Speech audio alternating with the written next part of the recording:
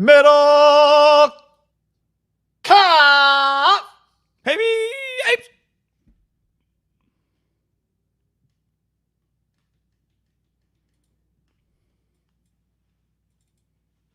John, if you're listening to this, how about just if you're listening to the podcast, a little love for DJ Bonafide, who made us this, a.k.a. Bryce Daugherty, Bryce Daugherty, who made us our podcast intro many, many months ago. You don't hear it on YouTube, but shout out Bryce. Wasn't Daugherty the bald-headed guy from the show that actually made it pretty big? He had some good hits. I listen to him sometimes on Pandora. He had some hits. I'm just checking this link out real quick. But what's up? It is a Tuesday.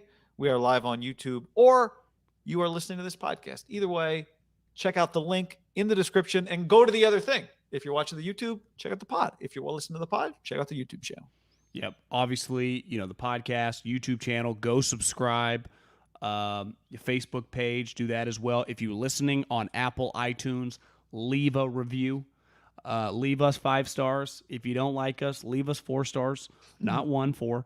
Other than that, you guys know the drill. Anything fun, cool going on, we'll get into some of the different people we're associated with. Tag us on online, on social media.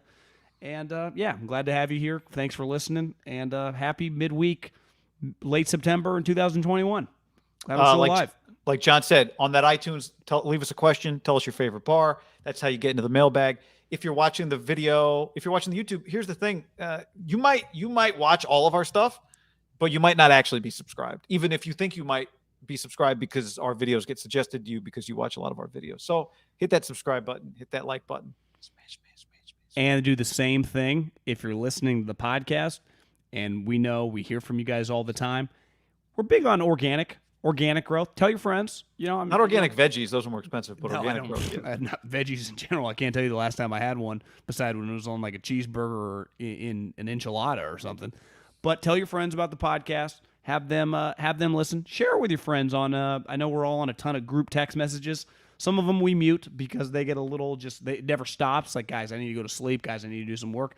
But, if you're on one of those with like 15, 20 plus people, link it and be like, hey, you guys want to listen to some fucking cool ass dudes? Check this shit out. Yeah. And you're like, what, guys, why do you keep promoting it? Because every little thing you do helps us. Liking videos, subscribing to podcasts, all that stuff means a lot. It means a lot, and it helps us grow. And we've grown a lot thanks to you. And so we want to keep it going. Yeah, we're just 2 guys trying to make it. 2 guys trying to make it. I mean, it's the facts, John. The facts are the facts. There's a lot. We're finding that there's a lot to get to now that the NFL season has started. You notice this? We are. I mean, there's so much stuff going on. I ended up on, what night was that? Tuesday night? Just kind of got locked, or I guess it was Monday night. It wasn't anything, no baseball game. The football game ended. It was like 8 o'clock. I was ready to go to bed. And then, what was I going to watch? Ryder Cup coverage wasn't going to be on Golf Channel for another hour, and I stumbled upon Rudy, and I ended up going on a deep dive on Rudy, ended up playing on the same team with Joe Montana, Dan Devine. Rudy was promised he was going to dress. And that was Parsegian, right? What was the name of the coach? And they got rid of him. Maybe that many Armenian football coaches. Or he left, and Devine shows up. Yeah. Devine showed up, left from the Green Bay Packers.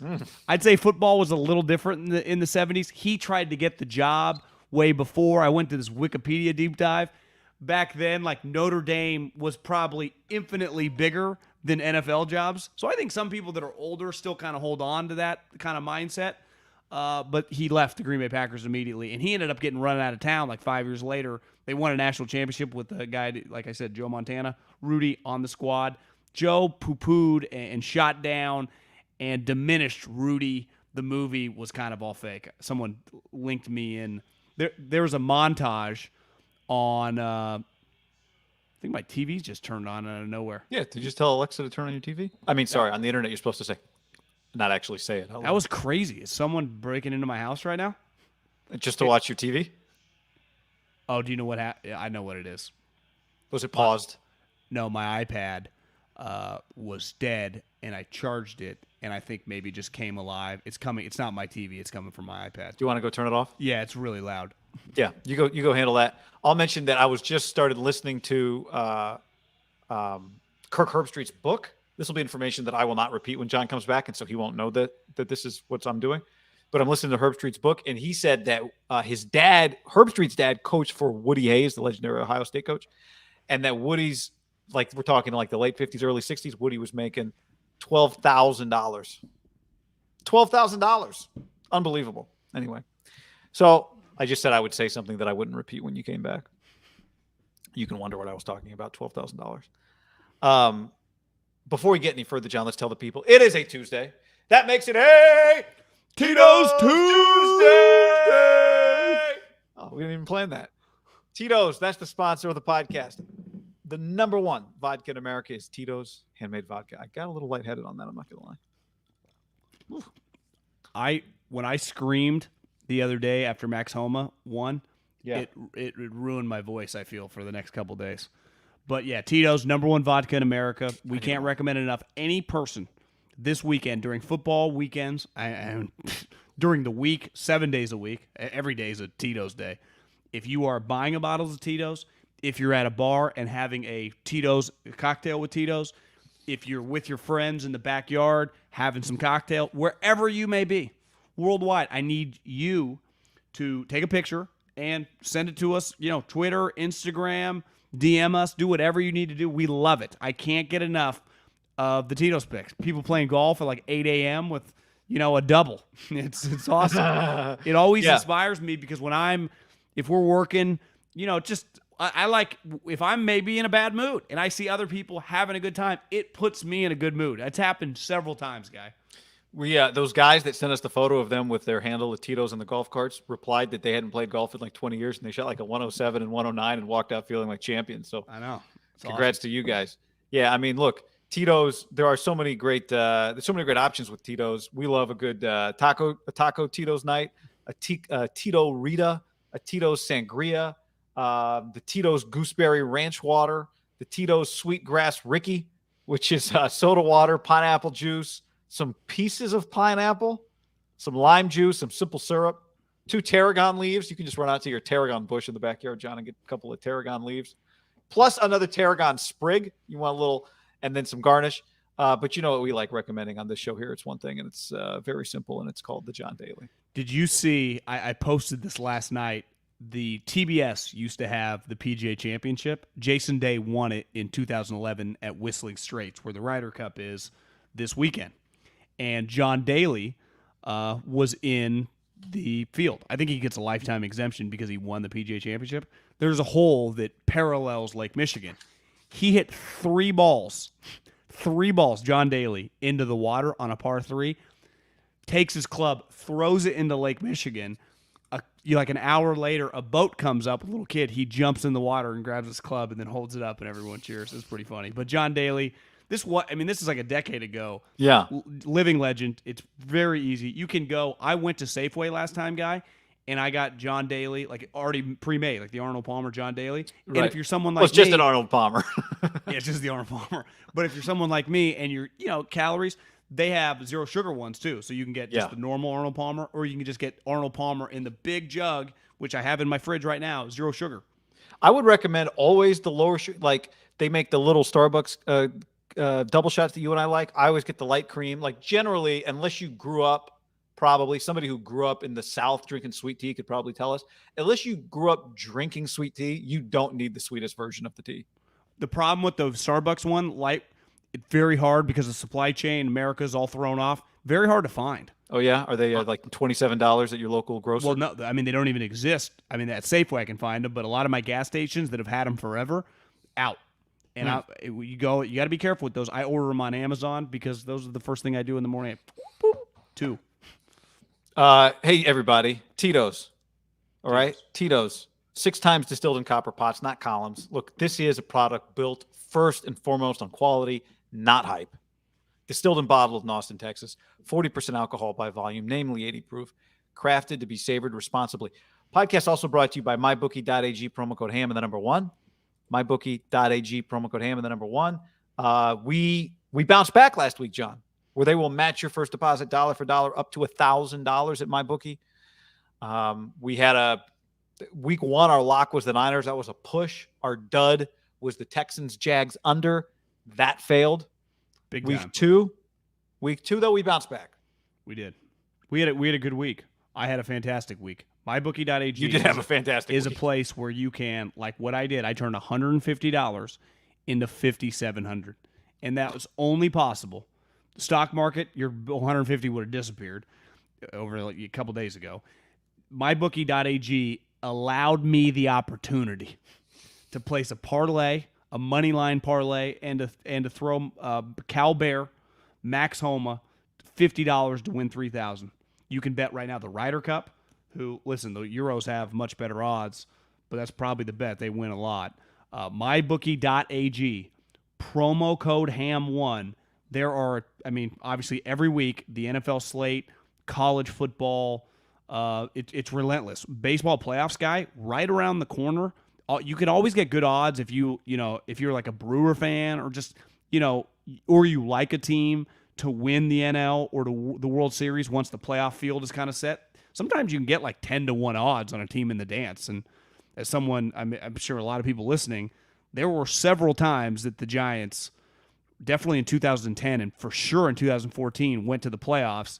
You're like, these teams not going to win the World Series. And then boom, World Series champs. Yep. I feel like these odds have evened. Europe was a much heavier favorite, I thought, than plus 200 last time we looked. Am I wrong about that? You mean underdog? Was Europe not the favorite last time we looked at this? No, America's. Was it like plus 450? No, I thought America was minus 200. I think it's gone up for America and down. I thought it was like plus 180 and minus 180. Really? Okay, yeah. Maybe you're right. All right. But again, I heard someone say this. America is consistently, for 20 years they had Phil and Tiger on every team. They're always favored, and they lose the majority of these things. We got to go back and look as well. This is usually part of Thursday's show. Now that Bryson and Brooks are friends, maybe America will be back to its ways. But we got to go. We were bouncing around today, like just some of the early, not early. It's Tuesday, kind of late. But some of the odds are dud of the week. I think. Do you feel like you know what the dud of the week is going to be this week? Though keep in mind, everybody, dud of the week is not a game that we like the odds. It's just what we think is the worst game is, and then we are obligated to bet on it. I do think the worst game of the weekend is the Thursday night game. Is pretty terrible unless you want to watch Sam Darnold. Christian McCaffrey got banged up last week. Panthers, Texans. Davis Mills. The Jets, Broncos would be up there too. I think Jets, Broncos, if we're going to limit it to a Sunday, which we have done historically, Jets plus 10.5 is that line right now. Yeah, I could not put any money on Zach Wilson. So, is that the bet? Plus 10.5? Would you rather do Thursday?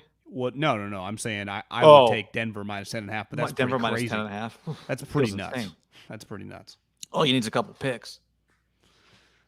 Denver at home, altitude. Wouldn't you guess Zach Wilson's going to bust in a lot of? There'd be a lot of Utah contingent there watching him play. It's not that far away. Yep. A little McGlinchey-esque, when he went to Philly. Does he try to do too much, or does he dial it back a little bit? Well, he just threw 4 picks. You told me he could have thrown 5. Linebackers don't have hands. They asked J.C. Jackson if they thought the first couple picks got in his head, and his answer was just yes. And that was his answer to the question. Did you see the second pick, like on the move, tried to drop it in between 4 defenders down the sideline? It was an outrageous throw. Did you see what Robert Saleh said after the game? What did Robert say? We need to teach them that, dumping the ball down and throwing it away is okay. We don't need to be Brett Favre on every play, essentially. Because the picks were not like quick outs and slants that the corner was jumping on. The highlights I saw, the three of them, were deep throws with guys, multiple guys. One of them was after he made a sweet play to avoid a sack. So, it's partly like some of his strength. One of his strengths got him into a little bit of trouble. Yeah, and led to a mistake. Pretty sure 5 of his first 4 passes were, 4 of his first 5 passes were picks. It was an outrageous ratio. I do think that, that sounds about right. But my logic isn't Fangio and a defense that might be even more talented than the Patriots at home. That place is going to be rocking. You see Vic Fangio. I follow Denver on social media, and his speech, like, what a fucking win. Like, they were just so fired up. They're 2-0. Only them and the Raiders in the AFC. I know. They have not come. I don't know if they stayed on the East Coast, but they've played 2 East Coast games. Now they're playing in Denver. They're kind of feeling themselves. I have Chiefs-Chargers play this week, so one of those teams is going to have another loss, right? That division, AFC West feels incredible right now. Yeah. NFC West, someone just DM'd me that ESPN's power rankings today, 4 of the 7, all 4 NFC West teams are in the top 7. It's a big week for them. Yeah. It's a big week for them, which we'll get to.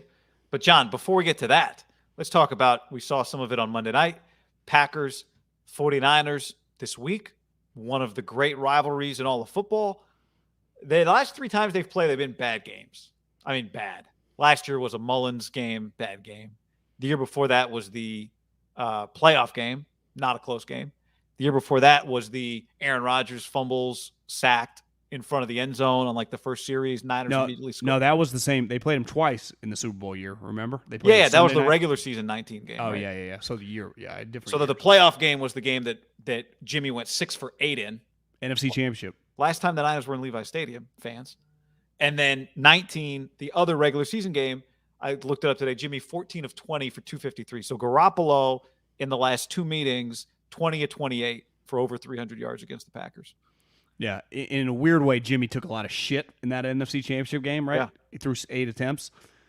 I do have the thought, like, one huge advantage that the Niners have had when they've been full strength over against the Aaron Rodgers teams, and they've been good, right? Rodgers have been good basically this whole decade. He has played the Niners when they've been shitty, and he's killed them. He did last year when they got 7 guys on the COVID list, and it turned out they were all false positives, and they destroyed him. But they're probably destroying him either way because Jimmy was hurt. It wouldn't have been a game. I'm not trying to make an excuse.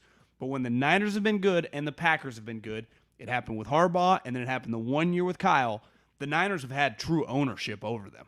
Like, they have had other teams that them in Seattle, coin flip game, right? It just, if they play the Rams or Seattle, to me, in a playoff game, I'd be like, I don't feel confident. It is a weird thing that I think a lot of Niner fans, and rightfully so, if the team is playing well, they don't view the Packers in a weird way like as an equal. Not saying that Rodgers is, an elite player for sure. I'm just saying when the teams play, the Niners consistently get the best of them when they're both double-digit win teams. It's kind of crazy. And do you know what it gets back to? Fundamentally, Kyle Shanahan, like Jim Harbaugh, they have different styles. Jim ran power run scheme. Kyle runs a zone run scheme. But they both run a run scheme where they want to shove it down your throat.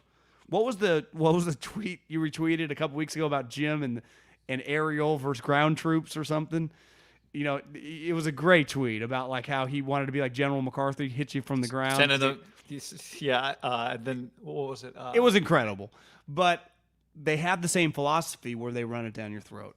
And you watched last night, the Packers' problem, and it's not Aaron Rodgers' fault, they have been one of the softest defenses for his whole stretch.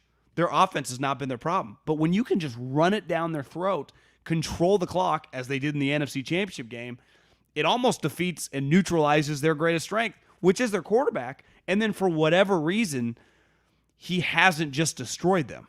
Were you at the game? It would have been 2013 at Candlestick. Someone DM'd me this the other day. They said, John, what's the best pass you've ever seen in person? And I say, so without hesitation, it's Aaron Rodgers, week 1, against the 49ers at Levi Stadium, rolling to his left, throwing to Jordy Nelson on the sideline. And the Niners ended up winning that game, I think, 28-27. Anquan Bolden had like 350 yards receiving. Kaepernick, Joe Staley, and Clay Matthews got into a fight. Remember that? I think you were there. I think I'm probably by sitting next to you. But it just, the Niners could always out physical them. And watching last night, they rehired Joe Barry, who's a Lane Kiffin, Monty Kiffin. Mike Tomlin and Raheem Morris talked a lot about him on that podcast. He was one of that crew with Raheem and Mike Tomlin, working for Gruden and Monty. I guess it would have been Peyton's old coach, Dungy. And then he's worked for McVay, but I don't think he's exactly some dynamic defensive coordinator because they didn't look great on defense last night. No, I think this is where Javon Kinlaw comes back into play, right? The way he played against the Eagles, it was a different game. And we saw Detroit was a little weird because Detroit has the lead, then they get behind, and Detroit couldn't really running the football in the second half wasn't really an option for them on Monday night. But I think we saw a major difference, and you and I talked about it on Sunday, when Javon Kinlaw is there and when Javon Kinlaw isn't there. And we know they have Aaron Rodgers. We know they have Devontae. To me, if they can't run the football, Green Bay, then they're like, you are going to be able to score on them. I think the Niners offense looks different this week than it looked against Philly. I think Philly, it got to the point. They didn't give up a sack. They didn't turn it over. Jimmy didn't throw a pick, right? This game, you might need to be a little more dynamic because maybe Green Bay is a more, because the quarterback's better. But I do think they're going to look better offensively this week. And I think having Kinlaw back is a big part of being that team that you're talking about. Because it's not like the Niners got 5 healthy running backs ready to roll this week. Well, but all the players they have play that style. One major difference is that bringing up that 2013 game, Clay Matthews was still an elite player, and he was a pass rusher, a front seven player. Last year, or I guess when they were good 2 years ago, we talked a lot about the Smith brothers, and the better version of the Smith brothers for the Packers is Zadarius. He's hurt. Yeah. He's got a bad back. He missed last night. Did he play week 1? I don't know, but he definitely didn't play yesterday, and I don't know if he's playing this week. So he's by far, to me, their best defensive player in terms of the front seven. I think Jair Alexander, their corner, is really good. But you know who's not? Kevin King. Stinks. He's not any good, but it's like... I thought he was good. Yeah, I thought he was going to be good, too. I actually really liked him. He's a Washington guy, right? Yeah. No fly zone? Or that was the Broncos. Didn't the Washington have a little... Yeah, I forget. DBU I can't keep track of every DB nickname. There's a lot of them flying around. Listen, the Niners, to me, are the better team right now when you factor in injuries and everything, because they're missing Bakhtiari too. So you just go, okay, who are the 5 best Packers? Well, we know who 1 and 2 are. You could argue 3 and 4. It might be Jair, but I would say Bakhtiari and Zadarius are top 5. Like, that's their 5. That's their core blue chippers, and that's a damn good blue chip, right? You got a star quarterback who's one of the greatest quarterbacks ever. You got the best wide receiver. You got one of the best left tackles in the league. You got a star pass rusher and a star corner. The problem is you're missing 2 of those 5. One protects Aaron, and the other rushes the passer. Like, that's... If I was gonna choose, I'd be like, if I had to miss a guy, as much as this sucks, I would remove Devontae and keep one of the fronts, either Bakhtiari or Zadarius, right? Because I can make things happen with my great quarterback. I can't overcome no pass rush. Someone did a tweet graph last night, probably about mid-game, when it looked like, could the Packers lose? Because it was 17-14 and a half. And it was a picture of Jared Goff, 4 passes. There wasn't a soul around him. And it's like, the knock on the Packers, which is crazy, right? When you think the Green Bay Packers, it's cold, it's tough. Their team is a little soft. Yeah. Alec, where'd this one go? Somebody said Tanyan. Tanyan, who always shows up when he's not on my DraftKings team. I mean, he's a good player, but I mean, he wouldn't be better than any of the guys I just listed. No. He is good though. I'm not a Tanyan hater. Yeah, I mean, look, him and George are buddies now, I think. Right? Well, George is. How about Gronk took credit for the Hawkinson? Yeah. The Hawkinson catch. That guy's pretty sweet. He is. Yeah, I mean, look, I think what's been really interesting about the 2 games that the Niners were full strength in, one was that it was against Aaron. That you go, okay, even if you're a Niner team, particularly that team in 19, you and I thought was a little overrated, that Packers team in 19. Yeah. We thought they were better in some ways in 20, right? They were for sure. Well, he was way better. Yeah, he was. That 19 team, though, usually great quarterbacks, I don't know if there's some research on this. Maybe you did have to do a little. How often do great quarterbacks get blown out? Like blown out?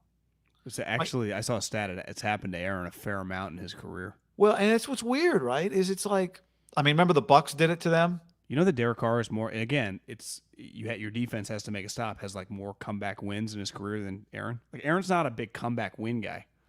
But is that a little bit like Tiger Woods has only won a major beside that Masters in 19? He had never won from coming from behind. Because Aaron has a lot of wins. He's always ahead. Yeah. but he does not have a lot of comeback wins. And I guess you can nitpick the stat going, he has let them on drives. There's been more time in their defense. He's played with bad defenses. See, I don't think that's I had not heard that stat. Stafford too. Now, granted, like the Raiders and the Lions, they're down. I mean, 80% more than the Packers have been in his career. Like he's up a lot in the fourth quarter, right? Right. I don't see. I'm not sure what I think it means. I don't think it means that Aaron's, flawed in that way. Well, the question I got was, is he a front runner a little bit? Like, does he just? Yeah. See, I don't think that about him. But his teams get, but they're competitive too. Yeah, but again, usually if something is uneven, but one team has a great quarterback, he can make up the difference. It's why Kyle Shanahan's always talking about a top 5 quarterback. And yet, I mean,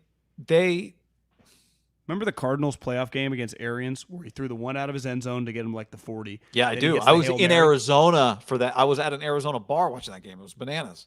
He lost that game though, right? Yeah. Not he didn't, but No, I mean their team lost. Yeah. That's a good example. I do think, but to me, that's an example of like, if Aaron Rodgers isn't the quarterback, then that game's not close. Like that is what a great quarterback does. Is he takes his team. Yeah, the and quarterback he gives them a shot. there's a safety or something. He doesn't even make that throw out of the end zone. I remember the end zone throw was just as cool as the Hail Mary. Those are two of the greatest throws that have ever been combined in one game. Anyway, I think 100%. Going back and watching the Niner game, I feel a little better about them than I did initially after that Eagle game because I think they played better. Because I think Philly is going to wear well, as we've been saying. Like, what's a tougher team to run against, Philadelphia or Green Bay? I think it's going to prove to be Philadelphia. Yeah, way better D-line. With Sedarius out. Oh, Brandon Graham got one out. Yeah. Popped his Achilles. A lot of just so many injuries. But they have more reinforcements. Like Brandon Graham's backup got $40 million. Right.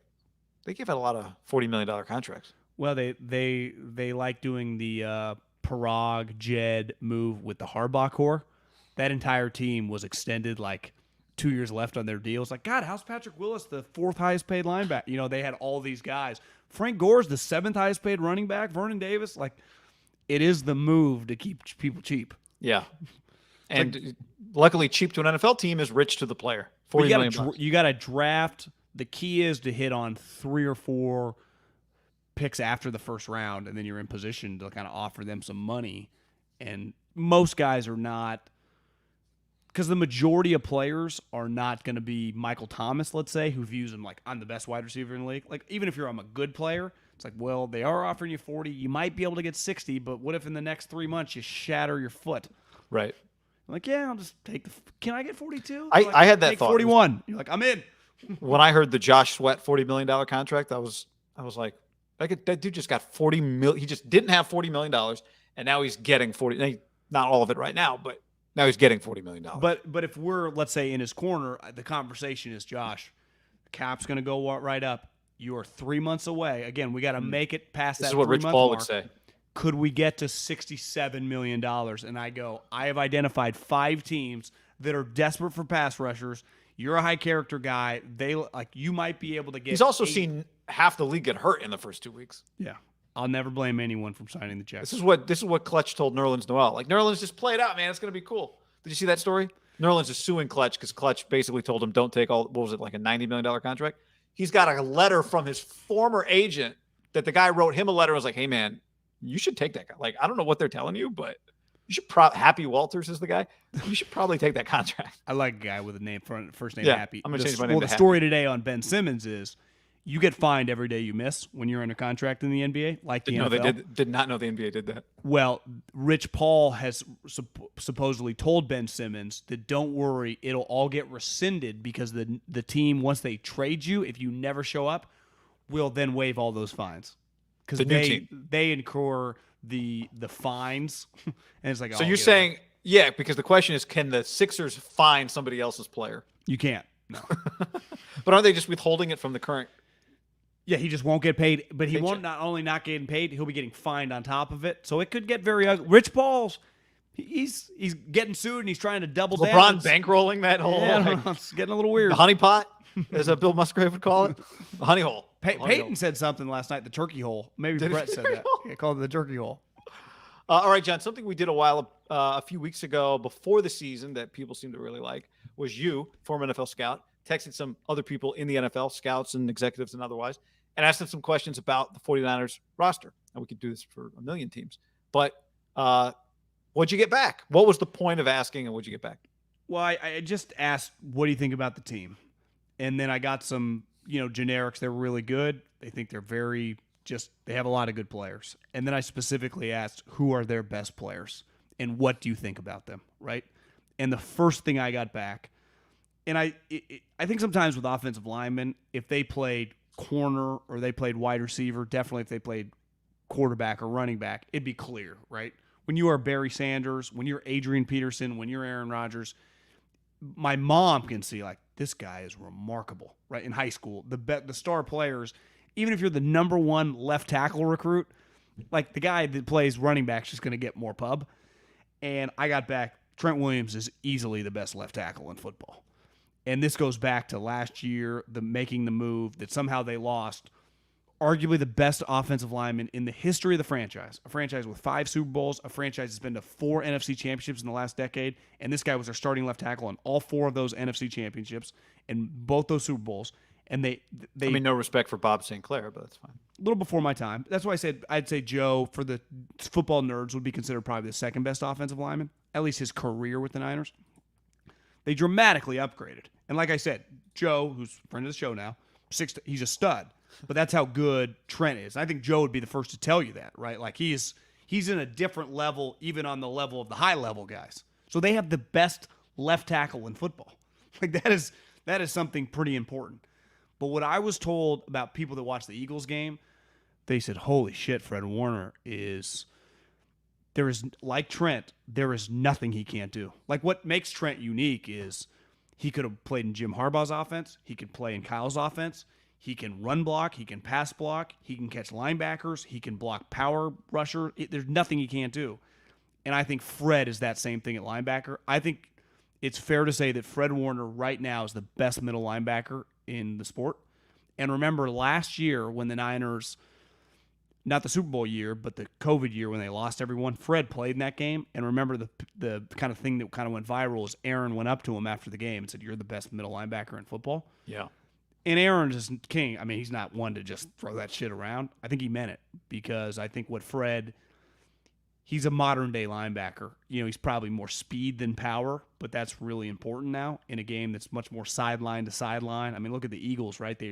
They tried to do this because it worked for them week 1, and it was harder week 2, and part of it is the corners are physical with the Niners, but Fred, he gets out to the quick screens. You see it in college a lot, just a quick screen to your playmaker and let him just go. Well, it's not just the Niners corners come downhill, and then you got 54 flying like a fucking missile, And it's a rare, like Kuechly could do that. Willis and Bowman could do that. It's just a rare group that play that way. So they have 2 guys that are the best at their position, which, I mean, is at 2 pretty premium positions, I'd say, right? Yep. And then I think the next 2 players are pretty well established. It's Kittle and Bosa. And I think where Kittle, and we do this, right, and most fans do this, is you see a game, and we talked about this a little bit on Sunday, is the first thing you look for is George is like, how many catches and touchdowns does he have? I took him on my DraftKings team because I'm like, well, the Eagles don't have great safeties or they have slow linebackers. I can see Kittle having 2 touchdowns in this game. And then it feels like he's not even part of the game. Well, I think the GMs, and if you went to Gannon, the Eagles defensive coordinator, he'd be like, holy shit, that guy was just blocking the shit out of the edges. And what happened in the second half? They ran pitch after pitch after pitch. And do you know what the Niners, when you have George Kittle, when you start getting in that flow, it's clear they're running the pitch to his side, right? Wherever 85 is, that's where they're coming. And usually Juszczyk kind of goes out there. The fans were just naturally not going to give that guy as much credit, but in the scouting community, because they know how great George is like a pass catcher and with his yak, right? But what he can do as a blocker is just something that I would say the 2 best tight ends, right? There's a group of 3 guys The most established is Kelsey. Longest resume, deserves to get the number 1 spot. And then there's like Waller and Kittle. And Waller has been consistently more dynamic now in the passing game. But let's face it, he is a true... I'm not going to compare him, and this sounds bad, but Aaron Hernandez, obviously not the person. Waller's become, they have nothing in common that way. Say that. But he is just an unstoppable pass threat, right? Waller, unstoppable. I mean, he's incredible. I would say he's probably more dynamic as a true pass threat, but he doesn't hold a candle to George at the line of scrimmage, and ultimately in the team George plays for, that is very, very valuable, right, to his coach. Some teams like. For example, the Chiefs, I'm not saying Andy would throw it to George a lot, but they don't run it that much. They don't even care about the run. What would the Ravens do with George Kittle? Right? They would love George Kittle. How often would they run options? And then the last guy was just Bosa, who's just, so 4 of their players, right? Left tackle, pass rusher, and he didn't say like Nick's not the best pass rusher in the league, but he's an elite. They considered a blue chip. That would be his grade, top 5 guy at his position. So you have the best left tackle, a blue chip pass rusher. Those are the 2 most important positions after quarterback. And then a tight end, which is definitely not a premium position, but when you factor in the Niner style, and Fred, historically linebacker, I know when I worked for the Eagles, that was like the least valued position, and I disagree, And granted, I didn't disagree at the time, but now that once I started doing this with you, we were around Bowman and Willis, and now seeing Fred, I think if you get the top guy, they just change the game. Now, you could nitpick, would I rather have a top corner than an average linebacker? For sure. But would I take Fred Warner? Would I rather have Jalen Ramsey or Fred Warner? I'd rather have Fred Warner. Middlecoff's philosophy of position importance, because I think I'd rather have a good D-line and a middle linebacker. Same thing with Bowman and Willis. Would I rather have Bowman or Willis in their prime than Jalen Ramsey? Yes. Yeah, I think Fred can be around the ball on more plays, right?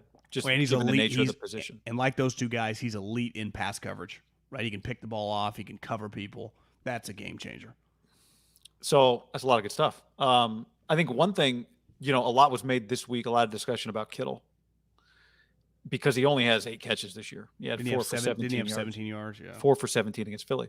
That's not a good pace, right? At that pace, he'd have barely more catches than he had all last year when he only played half the season. It's less than 70 catches.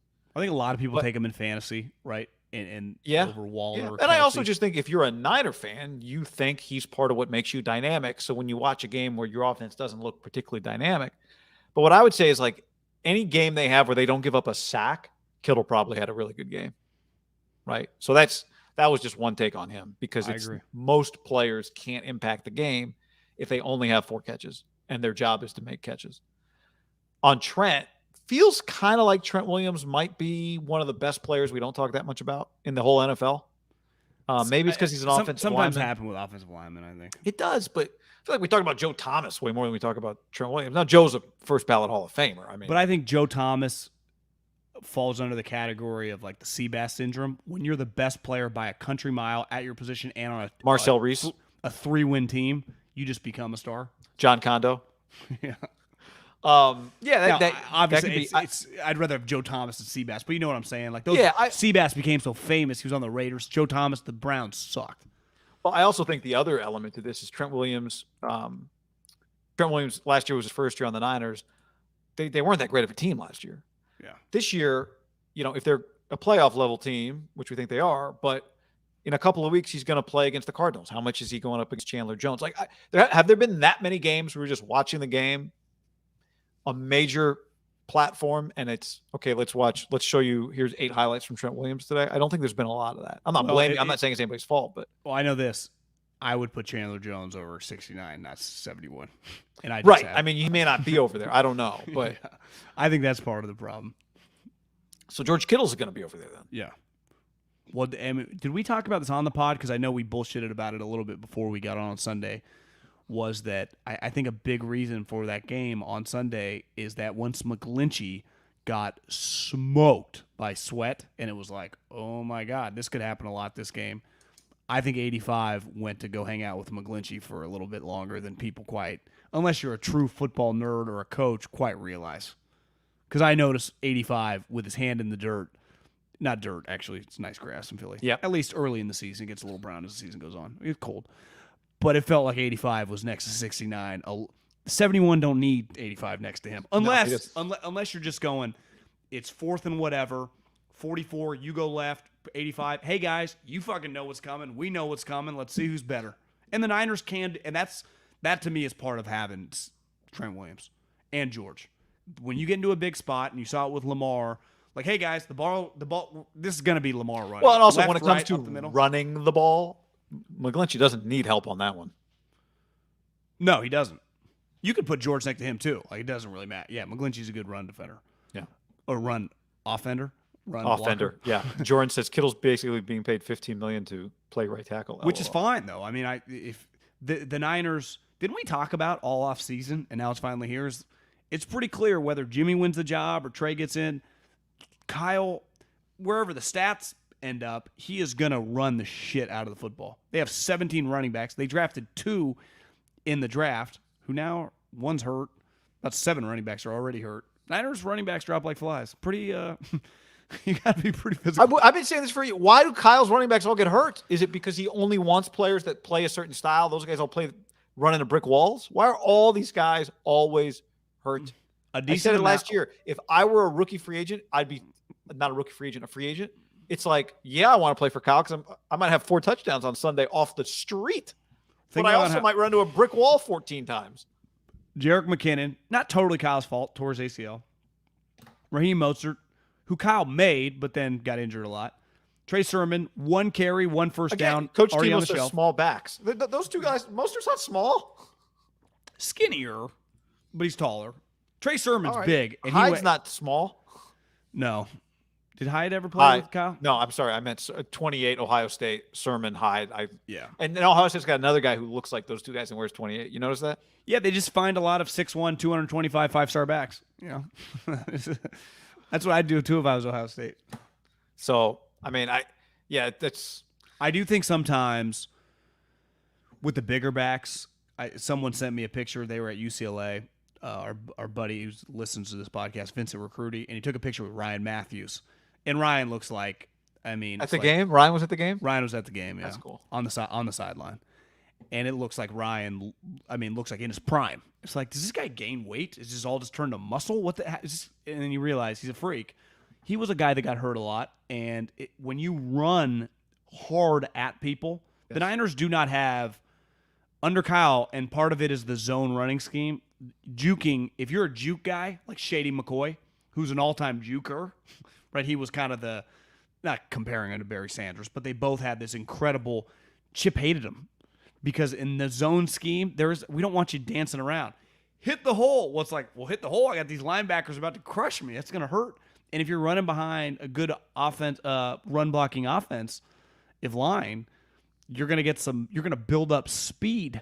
There's going to be some collisions. A lot of the Niners' injuries do happen down the field. Jacques Patrick, the guy the Niners signed, 6'2", 234 pounds out of Florida State, John. XFL, played for the Vipers in 2020, 3rd in the XFL in rushing yards. I do think the running back position, if you are just going to lose a ton of guys, is by far. I think they just steal this guy off the Bengals practice squad. I think I read earlier today. Yep, Jacques. Guy, they could do 7 of these moves. Florida Gatorade Player of the Year, John. So this guy gets injured 3 years later, 3 weeks later, grab another one. He's a blue chipper. Yeah. Well, he was a blue chipper, then he got to the NFL, and now he's an XFLer. Well, I just mean, like, to me, blue chip is, you're right. The guys you listed are NFL blue chippers. I'm just saying this guy was a blue chipper most of his life. Yeah, some guys maintain it, like Trent. Just less. Julio. But it just gets cut down. Every level you go, there's less blue chippers, right? Yeah. Right. I led Helotes Little League in home runs in 7th grade. I had 1. No, I had 3. I won the home run derby with 1. I wasn't a blue chipper at any point. No one was like, this guy's physicality, 200 feet. This guy's physicality. No one ever said that. To dead center, or what was down the lines? 200 all the way around. And you clear that 7th grade? Yes. 7th grade. Usually 7th, 8th grade. Now it's a 200-foot fence. Fast pitch? In those little leagues. The players pitch. I know. We pitch to each other. I'm fucking with you. So anyway, no, that's I think one thing that happens, and I find this more in college than the NFL. You know the pictures of the dads like lobbing it up to the little kids when Oh, they're yeah. like 9. with like another little kid as the pitcher, just standing there who doesn't actually pitch. He just chases Yeah, he's down supposed to play D. dribblers. I think one thing that happens, I've said it before, and because I say it a lot because I have to be cognizant of it myself. I think when you watch a team a lot, it's very easy, and it happens in college, where I'll look at like a top 25 and be like, that team's not a top 25 team. But really, if you go through a top 25, if you look at most teams, if you go look at Clemson, just pick a team. There's like 2 or 3 teams in any given year that are like just top to bottom. You wouldn't change anything, right? That's not most teams. And that team doesn't always win the championship.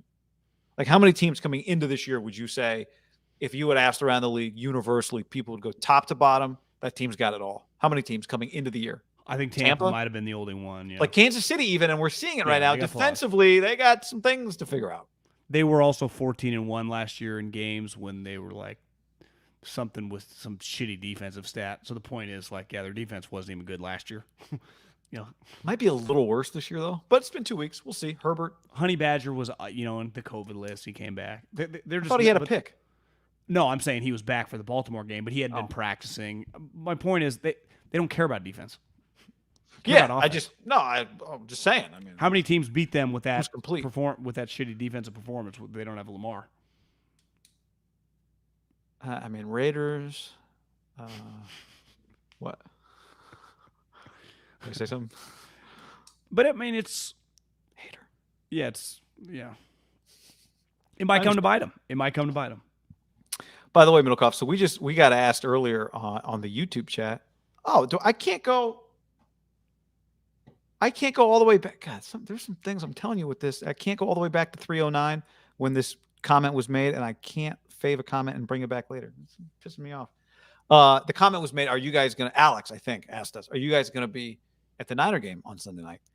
The answer is no. We're actually going to be here. If you're listening to the podcast, go to the YouTube. YouTube will do pregame show. Niners Packers will be on YouTube for the pregame. We haven't nailed down a time on that. We were thinking like 4:30, right? Yeah. Game starts at 5:20, 4:30, 4:40, somewhere in there. Like probably. If we do 4:40, we'll run out of time. But anyway, that's not why I bring it up. I bring it up because, no, we are not going to be at the game, but somebody else will be at the game. They're at all the Niner games. In fact, they got 2 tickets, basically, to every Niner game. And that is our friends at Puesto. This is elite. We have another advertiser, buddy of ours now, and he was listening to the show the other day. He said, you guys got Puesto? Like, that's a legit Mexican restaurant. And the answer is yes. Puesto. Alex is a huge fan. Well, maybe Eric. I feel like Eric might be the bigger fan than Alex of the show. But Alex, they're both very cool. The Adler brothers. And they've got this incredible Mexican restaurant, which is in Levi Stadium, as it turns out. They've got 2 locations at Levi Stadium, Section 110 and Section 129. So you guys got to go check them out. Yeah, we were trying to get a time together to go this week. We might have to go next week to eat. There's one, relatively close to me in Concord. There's one in Santa Clara. It was founded in 2012 in La Jolla. No, decent place to found a restaurant in La Jolla, California. They're obviously up and down. There's a ton in Southern California. Concord and Santa Clara, if you live in the Bay Area, go hit them up.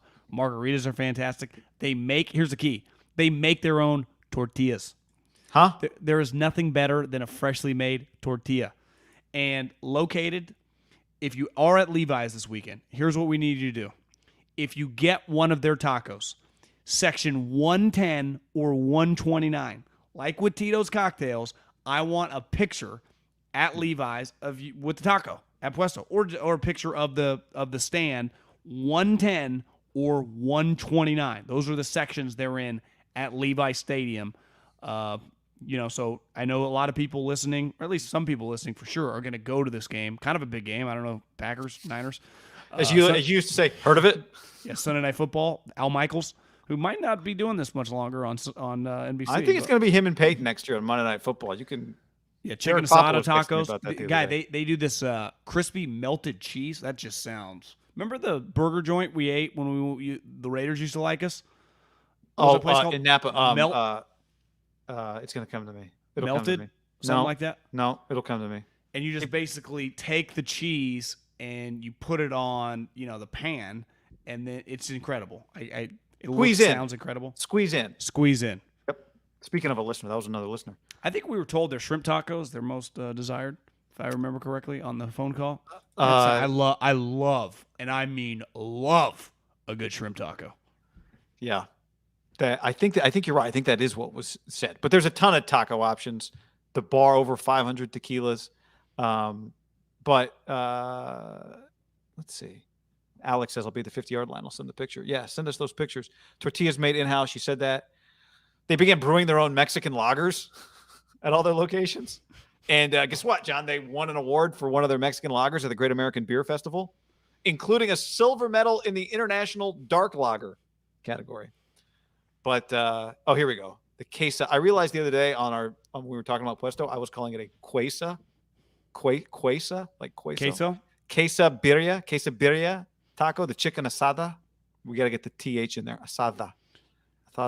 You didn't live in California long enough to get a good, I mean, you've lived here now for a long time. But I'm saying, I think in your youth, you get that, develop that. ¿Cómo te llamas? My name is me llamo Juanito. Me llamo Juan. That's who Aaron Rodgers. Aaron Rodgers was dropping that last night. Interviewed by the Latino guy from ESPN, and he actually had some good yo quiero tequila. He could drop a couple go-to that every white guy in California could do. Yeah, it was impressive. Okay. JP Morosi learned Spanish to interview Spanish-speaking baseball players, and I did a very good job. Jason, by the way, on YouTube says the Puesto in San Diego was excellent. Everyone who hears about it loves it. So go find it. And if you're listening to the pod, we went through some of their stuff on YouTube. But Puesto, baby, great to have you. Go eat it. We can't wait. We know you guys are going to love it, and definitely send us pictures. Podcast also brought to you by our friends at DraftKings. DraftKings, where right now, let me see how many we got available in the Haberman and Middlecoff game. I'm gonna guess 130. 129 spots taken, so 71 spots left as of Tuesday. And this game pays $450 to first place, all the way down to $72 for 9th and 10th place. Promo code HAM. Promo code HAM when you sign up at DraftKings right now. Go to the App Store, download DraftKings, type in the promo code HAM when you download the app, and then play in our league. We have obviously a ton of people playing every week, people winning money. Not me or Guy, because we're terrible daily fantasy football players right now. I mean, I cannot put a team together that I feel confident about to save my life. So you just take our $10. I might get relegated if I keep finishing in the bottom 10 of this 200-person game. So download the app, promo code HAM. You can also play in other games. There are a ton of other sports when basketball's going, with baseball. Obviously, with PJ golf tournaments are fun to play. I can't recommend it enough. I do that all the time. Get in it right now. Download the DraftKings app, promo code HAM. Promo code HAM, promo code HAM, promo code HAM. Get in our league. If you have any trouble with that, let us know. And we'll help get you straightened out, because we want you to get in. Yes, it's funny. All right. Queso? Queso. Is it queso? Do you say the U? Could I get a tequila margarita? Gracias. Yo Quiero Taco Bell is pretty genius. Remember that marketing strategy? But I do. Was that the dog, or was that different than the dog? That was the dog. John, right now the NFL's leading receiver is DK Metcalf. Deebo Samuel. Started with a D. Good call. In Yak as well. So we started talking about this. Can this guy lead the league in receiving for a season? Can this guy is he already like a top 5, top 10 receiver? And is there anybody like him? That was the first question I asked. And I think the answer to the first question, is there anybody else like Deebo Samuel, is no. And the reason I say that is because I can't think of anybody like Deebo Samuel. There are people that do some of the things he does. But is there anybody like this guy? I text a couple scouts, one pro scout and one college scout. I said, do you have a comp for him? And both responses, honestly, there aren't many. He's very unique. Best one I can think of is probably DJ Moore from Carolina. The college scout said, I haven't studied him since he got to the pros. College, my comp was body type and just a little bit college play style was Ty Montgomery. which I actually think is much more like Deebo, the body type. He kind of looks like a running back. He's really explosive. The difference is Ty could never figure it out in the pros. Deebo actually became to me, he's thicker than DJ, but DJ's a true outside receiver where Deebo is actually what Ty Montgomery was if Ty Montgomery ever became sweet in the pros was supposed to be, because he actually is a very skilled wide receiver where I think Ty kind of struggled with.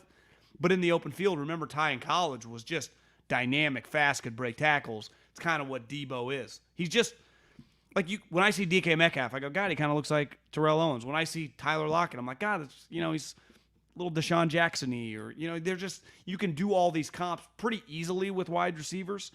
I do think Deebo is very, very difficult to do. Ayuk to me is infinitely easier to do, to find type guys that he plays like than Deebo Samuel. I think what's unique about Deebo is he is first and foremost a receiver. He's a receiver that can do running back things. Right. And when I say running back things, I don't mean you hand him the ball and let him run between the tackles. But you do get him the ball in the same areas that you would get Alvin Kamara the ball, and then let him make plays after that point in time. And I think what's unique about him is that he could probably play with any type of quarterback, right? Like, it would be a waste, I'm thinking, just because we just talked about it, it'd be a waste of Henry Ruggs Andy Dalton. to not play him with a big arm receiver. What's that? I was going to say Andy Dalton. Yeah, it'd be a waste of it. It'd be a waste of most. I think one thing is Deebo is actually kind of underutilized downfield. You and I talked about this a lot in the offseason. Why we thought Trey Lance would be good for Deebo is because Deebo has that part of his game that you just don't get to utilize a lot. One thing that's happening right now, too, is that Ayuk is not contributing. And so Deebo is there's no the twins, or there's no nickname. It's just Deebo Samuel. Get him the ball. They got a little ahead of themselves with the Yak Boys. Remember that? Well, I mean, part of that's Kittle too, and Kittle has not been as big a part as the passing game. It's been Deebo. 49er Minded on YouTube says a faster version of Anquan. Anquan is actually the guy that I've thought of too when I look at him physically. Just in terms of muscles. Percy Harvin with muscles, that's also a good one. I would imagine Percy, in his prime shirt off, would look like he had some muscles, don't you think? Yeah, I think. Yeah, I mean, but Percy, it was more about here's 9 different ways to get the ball to Percy, right? Well, because I think Percy was viewed. He wasn't as good as a receiver. Yeah, I mean, he was a better version of what all the NFC West teams did with their guys, right? Moore, Tutu, and Eskridge. Is he the fastest guy in the league? What Deshaun was for a while. But Deshaun was a great receiver. That's always goes back to Deshaun when you get a true speed guy. It's he could play receiver. Deebo, it's what is he? Well, I don't know. He can get open. He's a fantastic route runner. Did you see the play last night when they hit the deep bomb to Devontae Adams? Yeah. When you are a great route runner, Devontae was viewed coming out as not fast enough. That was the knock on Devontae. And I think what Devontae, if you just had a round table, Devontae, Keenan Allen, Anquan Bolden, Raiders Crabtree, just the guys that have had just really, really good seasons that people go, yeah, he's not fast enough. They go, I put a 4-3 corner against me. I will. How many wide receivers or how many corners does Keenan Allen line up against that he's faster than him? I'll tell you, there's not been one since he's been in the NFL. He's lined up a guy over him. Sherm? Okay. Yeah, by his older age. Yeah, by the end. So, and Sherm was a dying breed of player, right, in his last couple of years in the league, even with the Niners. Most guys, and now Josh Norman, but the majority of players at cornerback, you see when the combine's going, when the corners start running like the wide receivers, it's all 4-3-8, 4-4-2, 4-4-1. It's 4-5-2. It's oh, he's dropping to the fifth, But wide receivers, historically, a ton of guys. And if you just ask the casual Niner fan, they would not say Deebo is a speed demon. Yet when I watch him the last 2 weeks, he's got balls and separated from people. Play speed matters and getting open matters. It just does. I think CeeDee Lamb the other day in the Cowboys game, when they almost ran that option at the end of the half, you see him just cut and just Jesus, look at this guy's play speed. CeeDee's kind of the guy that I think if you were trying to find current, I thought Chase Claypool. Now he doesn't fit the physical comparison because Chase Claypool 6'4"? He's much bigger. Yeah, he's taller. But again, it's hard. You got to make some concessions if you're looking for a comp because there aren't a lot of guys.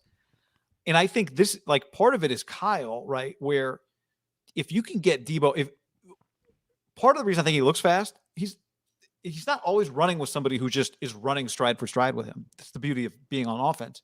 You know where the play is going. The defensive player does not. So you have an advantage And if you're running at full speed. I do think I've probably undersold Deebo a little bit. He fell in the draft not because people didn't think he was a baller, his injuries, right? Unlike like Claypool, for example, fell to the second round because people thought he was slow. Deebo, people thought the guy could play. I remember when he first got here, you and I did a deep dive on him and like a podcast segment, and his injury history was pretty riddled. Remember, he missed a ton of games. So I think that was the reason. And again, he was a high second-round pick. I think he was viewed as a really good player. If he had 3 straight years, sophomore, junior, senior, whatever, at South Carolina, where he was playing 11 games, I think he probably goes in the 20s. Wayne Corbett comp. Cross-racial. Cross-racial, baby. That's what you're always looking for. That's the creme de la creme of the comps is the cross-racial comp. Yeah. I believe. If you believe, we both agree. I got a comp from on Travis Kelce from an NFL coach the other day. So what do you think of Travis Kelce? He's like, he's Larry Bird. I'm like, Larry Bird? He's like, yeah, he's a dude that shows up in kind of the rougher neighborhood at a park with just some ballers, and they all go, well, this guy's going to fucking play with us? And 3 games later, he has scored on literally everyone, and everyone wants him on their team, and he's kicking the shit out of everyone. Interesting comp. The thing is, Kelce is a physically... But I just mean, big. Like, you go... The touchdown he scored on Sunday night, you just go, this guy is not going to be the best player on the field. He's the best player on the field beside Mahomes most nights. Yeah. Yeah. But I would say the difference is Larry was big. Larry was 6'8" or whatever. Yeah, Larry was big, but Larry was not, not perfect comp, but it did have some. You wouldn't go, hey, this might be the best tight end in NFL history. Right. So Tito Samuel. I like that. So the question is, can he lead the league in receiving? But doesn't it go back to what I said about like him coming out? I mean, him playing 17 games would be. I mean, Kyle Shanahan would do cartwheels up and down his office right now if you said, "Hey, what would you do for Deebo Samuel to play 17 games?" He's made enormous plays in back-to-back games. Well, one thing you worry about is like if he's not available, does Ayuk just like, okay, now Ayuk's going to get 11 balls? Why I told you this before before we got on here. I watched Arizona on Game Pass a couple days ago, and the one thing that stood out. You thought NAU looked good? Well, Arizona Cardinals. Arizona Cardinals. I didn't check out Jed's squad. No, Jed, a little quieter on social media. But that usually happens after you lose 3 straight games. That we go, God, Trent Sherfield. What are the Cardinals? You see Larry Fitzgerald? What is going on here? Their wide receivers are elite. I mean, they got Hopkins. AJ Green, in fairness, looks pretty good right now. Rondale Moore, the kid they drafted from Purdue, I'm pretty sure was like a 4.2 flat guy. He looks amazing. And Christian Kirk is pretty freaking good. So maybe they were just like, listen, we like the guy, but I mean, our receivers are stacked. What do you want us to do? Yeah, right. I think that's more of, I will give them credit. Like, it was just, you don't have an unlimited amount of space for everyone. You lose guys. The Niners with Kendrick. Good teams. Would the Niners have wanted to keep Kendrick Bourne just if all things were equal? For sure. Yeah. Right? Yep. Nick Bellore, I saw him make a special teams tackle for the Seahawks this weekend. He is Niners and Seahawks have liked a lot of the same players over the years, man. The DJ Reed bullshit celebration penalty, taunting penalty. What did he do? Wave at someone? Well, he broke up like he was step for step with Julio down the sideline and kind of looked right at Julio. And I don't remember exactly what he did. But see the Julio really touchdown that they overcalled? I thought he was in. I did too. The rule doesn't make any sense. James Lofton actually said it during the broadcast. If you're running towards the sideline and you catch the ball and you drag your toes, and all you do is drag your toes, you're in bounds. But if you catch it with your back to the out of bounds area, your toes come down first, and then your heels hit out of bounds, you're out of bounds. But if you drag your toes... You're saying why don't you get credit for the toe hitting? Yeah. The toe hits, you have possession, plays over, touchdown.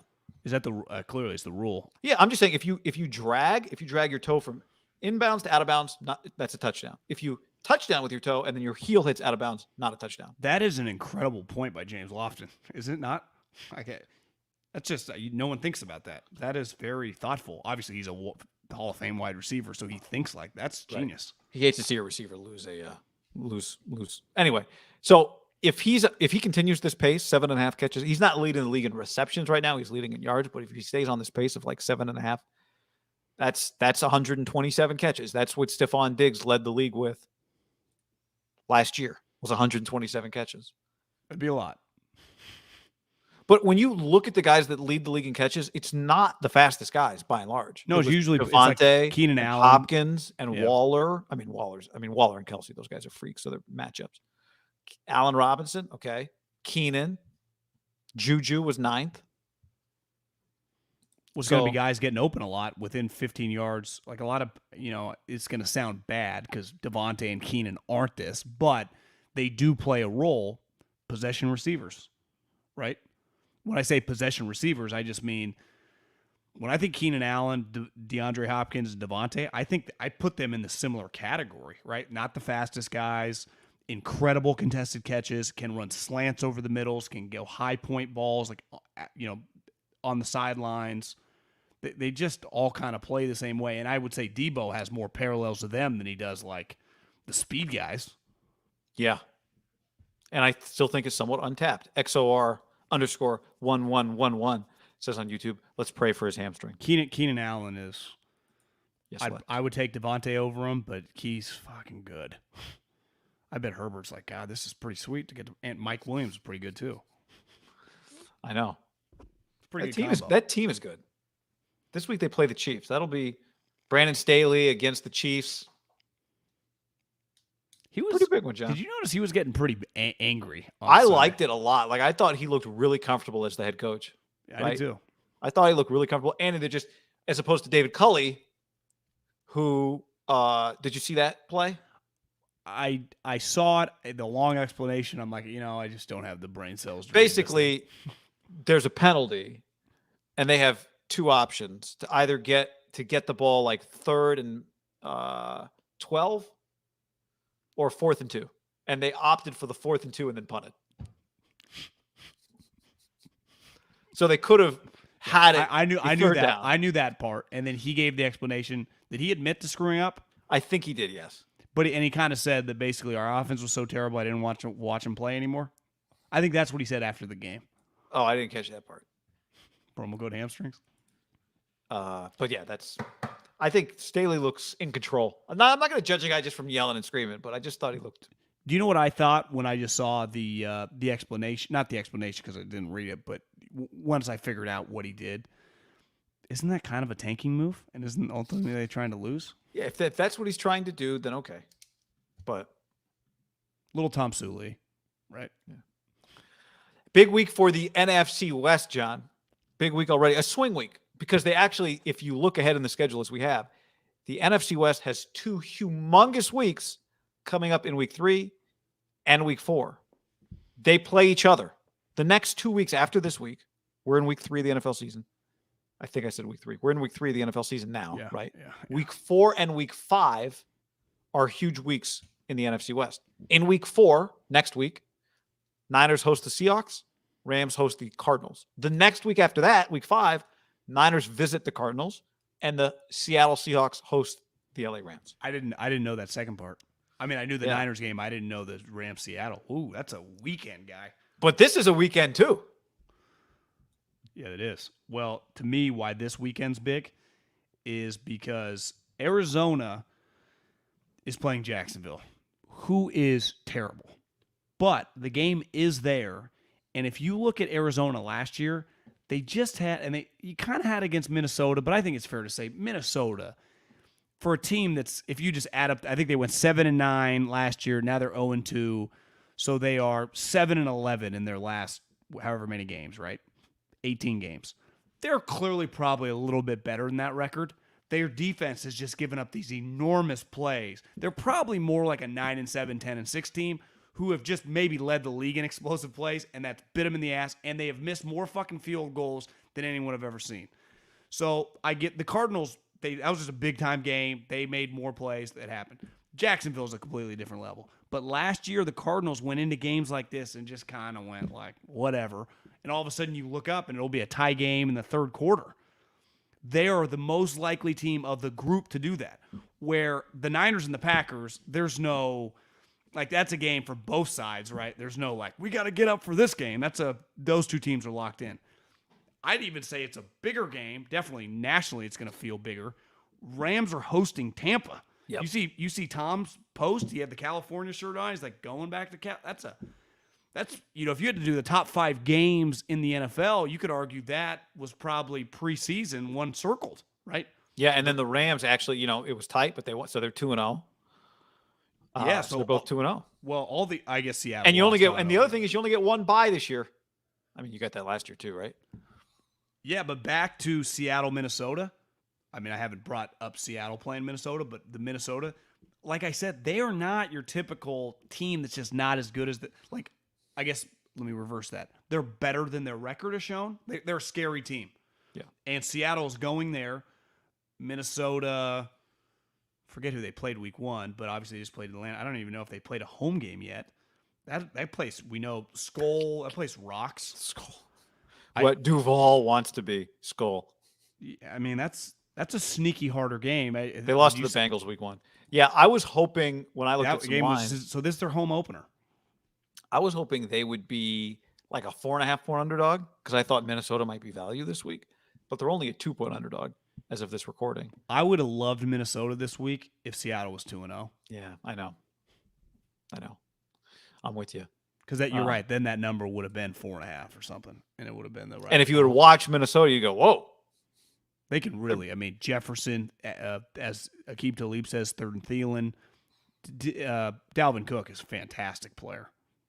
Kirk Cousins is not bad. He's just not. I mean, Kyle was right.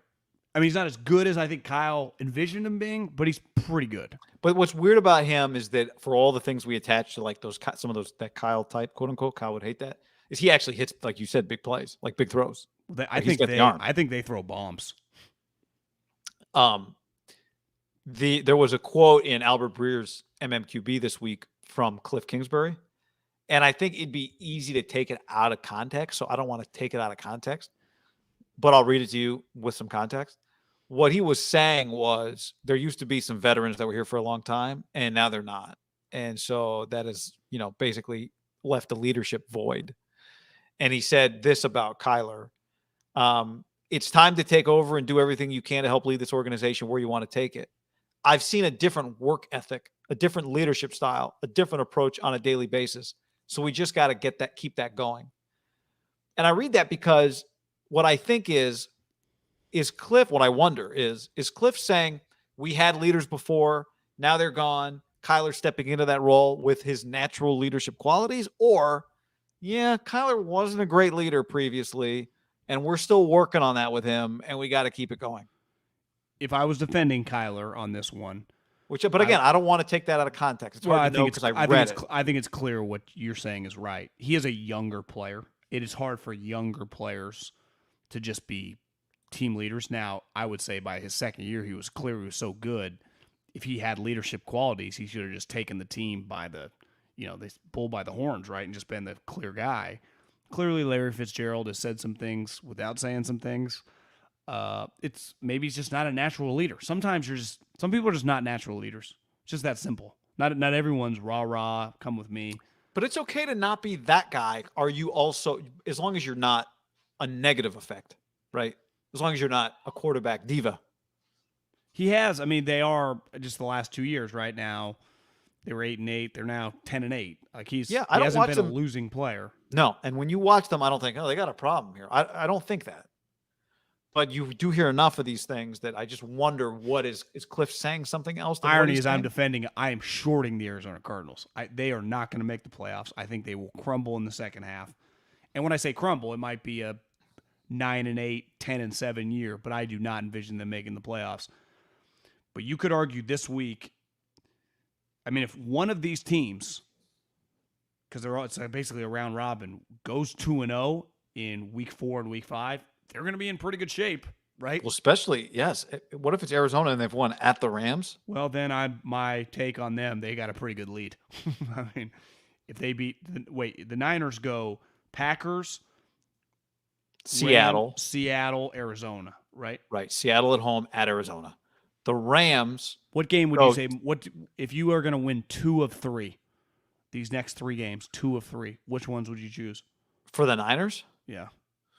2 divisional games? Probably, yeah. Because you get them an L. Packers already have an L. Yeah, I'm with you. You would choose. I think all 4 of these teams would go. You start sweating a little bit, you're at the bottom of the division, of a good division. Yeah, you want to beat the teams in your division. For sure. These teams are. Here's what I say as a Cardinal hater, and I guess my fundamental hate's a wrong word. My fundamental questionable, my thought process on them. You're not buying it. Well, I just don't buy the coach. He's never won a big game. His philosophical beliefs on football always tend to lead to poor defense. Like it just does historically. Defenses in Arizona, obviously in Texas Tech. It just doesn't create a powerful culture in practice. And, the other teams, you can say Seattle has been kind of Swiss cheese defense, but I know this. When I've seen them come to big games, they are willing to just get like 4 concussions and just fly around. Like this is the most physical team I've ever seen, even if they don't have the old bodies that they used to have. They have no problem playing like that. And the Rams do have the bodies, and same with the Niners. But these games, man, I mean, that's a pretty awesome stretch. I didn't realize the other 2 teams played each other as well. That's fantastic. So get your wins in this week because L's are getting handed out in the NFC West the next 2 weeks. But you could argue, like with the Niners and the Rams, even though both those teams, it would suck because they're both getting a home game, that you can make it up immediately the next 2 weeks. Yeah, it's not make or break. I'm just saying there are L's getting handed out in the NFC West in weeks 4 and week 5. That is a guarantee. It's a fact. Unless you get ties. Which is possible. I had someone propose this to me. They said if there's a tie at the end of overtime, why doesn't the NFL do this? Both kickers go out to the 45-yard line. Kick. Then they move it back 5 yards. Just who misses first. College overtime's better than that. Didn't you say the college overtime's got new rules? Yeah. And it's way better than that. Like I think, the first overtime in college is regular. You just get the ball, it's normal. Second overtime in college, you got to go for 2 if you score a touchdown. That's been that way for a while. Right? It used to be the third overtime you had to do that. So now that's the second OT. Third OT is we just take turns doing 2-point conversions. One shot from the 2.5-yard line. I go, you go. We both got it. I go, you go. We both got it. Or because it reverses. You go, I go. I think that just happened in a game because there was a 4 overtime game this weekend. I don't know what game it was. I think it was a little Utah, lower. was it? Yeah, I think it was Utah. San Diego State went to overtime. Yeah. But did they get to 3 or 4? I didn't think they did, but maybe they did. So by the fourth overtime? Third. Damn, that happens fast. Yep. It's regular. It's got to go for 2. After a score, then it's all go for 2.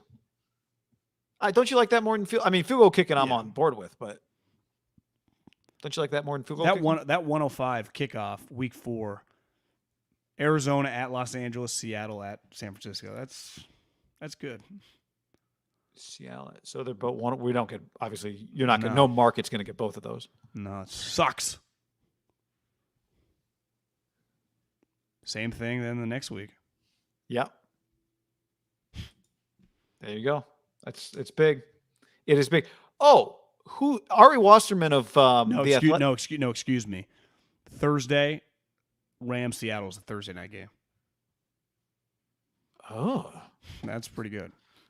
That's Rams Seattle. So that's the week 5 Thursday night game. So that's 2 weeks. That's an elite Thursday night game. Okay. I think it was Sunday night. It was Sunday night football. It was Seattle, Arizona last year when DK had the play, right? Chased down Buda Baker. Yeah. Yep. That was a pretty good play. So Ari Wasserman wrote in The Athletic, Reggie Bush brought it up. Reggie Bush said it on Saturday morning on Fox. I didn't know that. How about Dion to USC? Dion said, I'm good where I am. But could he turn down? Coach Sanders. I'm thankful Reggie mentioned me. I'm thankful that he thought of our friendship, that I could be a candidate or whatever. I appreciate that. But I'm locked in, man. I'm locked in. Someone forwarded me an article at some website that covers the SEC about Lane. Would Lane entertain leaving? And I do think there are just some names floating around with USC that are going to be a little. But to me, if the USC hired Lane, I would applaud. Like I think that would be. He is a completely different guy now. Dion would be infinitely at this point in time. Would you agree with this? Riskier than Lane Kiffin. I know. Yeah, Lane can coach. I know Lane calls the plays. And I don't view Lane as a risk. Recruit. I don't view Lane as a risk. Would you give what if you were given grades like coaching hires? I know it's stupid, but like to me, Lane Kiffin was hired. I give him like a B+. Like I think he's a pretty good coach now. I might even give him an A because I think it would require. You don't usually do that. No, you don't. You never do that. Go back to the well where it ended. It was not good. You only go back to the well when the guy was good. Yeah, you go back to the Bill Snyder or Barry Alvarez, right? These guys that are legends. You rarely do it. So I think I'd give him an A on Lane. I'd give him an A. Washington AD just texted me. He said, Chris Peterson? Yeah, I was thinking about that the other day because they play Cal this week. If they were to not win a league game, which I doubt would happen to them, but if it were to happen to them, I think they'd make it. Well, aren't you going up there this weekend? Doesn't Guy Haberman on the call? That's right. Cal UW. I would say you lose to Cal. That'd be a pretty. I'd say you'd start to be. I'm not saying you get fired. I'd say it would be bad. I think it would be bad in the sense that you lost, not that you lost to Cal. You know what I mean? Just if you don't win I'm not any saying games. like Cal's like Nevada or anything, but. Actually, Nevada beat Cal, but you know what? Cal's just some also ran program. My point is that all of a sudden you beat a team in the league where you just view yourself as a higher level program. Totally. Yep. Yes. Yep. It's like Ed Ogeron is a LSU or is a Ole Miss loss away from like Lane taking his job. LSU loss. You said it right. I'm saying Ole Miss beats LSU, then all of a sudden he gets fired. They come after Lane. Yeah. Who do they play this week? LSU. Anyway, Mississippi State. So I'd give him an A on Lane. I'd give him an A on James Franklin. I'd give him an A on Chris Peterson. There are some A's out there. I'd give him an A for effort on Dion. Like I'd give him an A for taking a shot. I'm not sure if we really got down to brass tacks when we're sitting in the room with us and the 49 other board of directors at SC. And Mike Bowen, the AD, was sitting across, was like, "What do you think? Should I do it?" I'd be like, "I don't know that you should, but I'm not sure that you shouldn't." I would talk to him for sure. Yes, I would interview Dion. I think sometimes these guys get a knock. Harbaugh is probably, it feels like, separated a little bit with Lamar from Tomlin. But like watch Tomlin. He's not calling the defense. He's not calling the offense. Good leader. I mean, I like Mike Tomlin. But like in the game against the Raiders, like, what's he really doing? We're in college football, like watching the Penn State-Auburn game. James Franklin doesn't do either, right? He's just there, kind of hanging. Honestly, I had a bunch of edibles. His role, I mean, I'm just like, this is all he does in the game. And I think sometimes the CEO coach takes on that role. Pat Hill did this. Like, he was the referee guy, screaming at the ref all over the ref. So his other coaches focus on the plays. He's just on top of the refs and like telling his guys attaboys. That's all he does in the game. He doesn't do anything else. Clock management. Yeah, so clock management and yell at the ref. Which is hard. But that is something in college football. Nick plays that role now, and he has for a while. Urban, that was his role. Chris Peterson, was he the offensive coordinator his last couple of years at Washington? Was he calling the plays?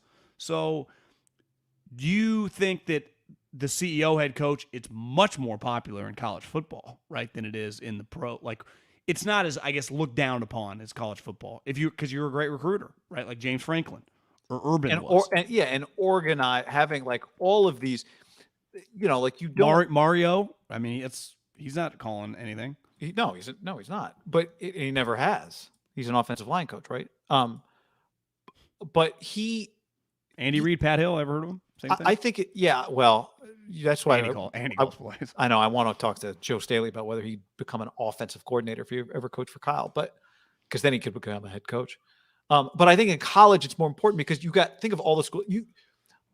The same family has owned Mike Tomlin, the Packers, for eternity.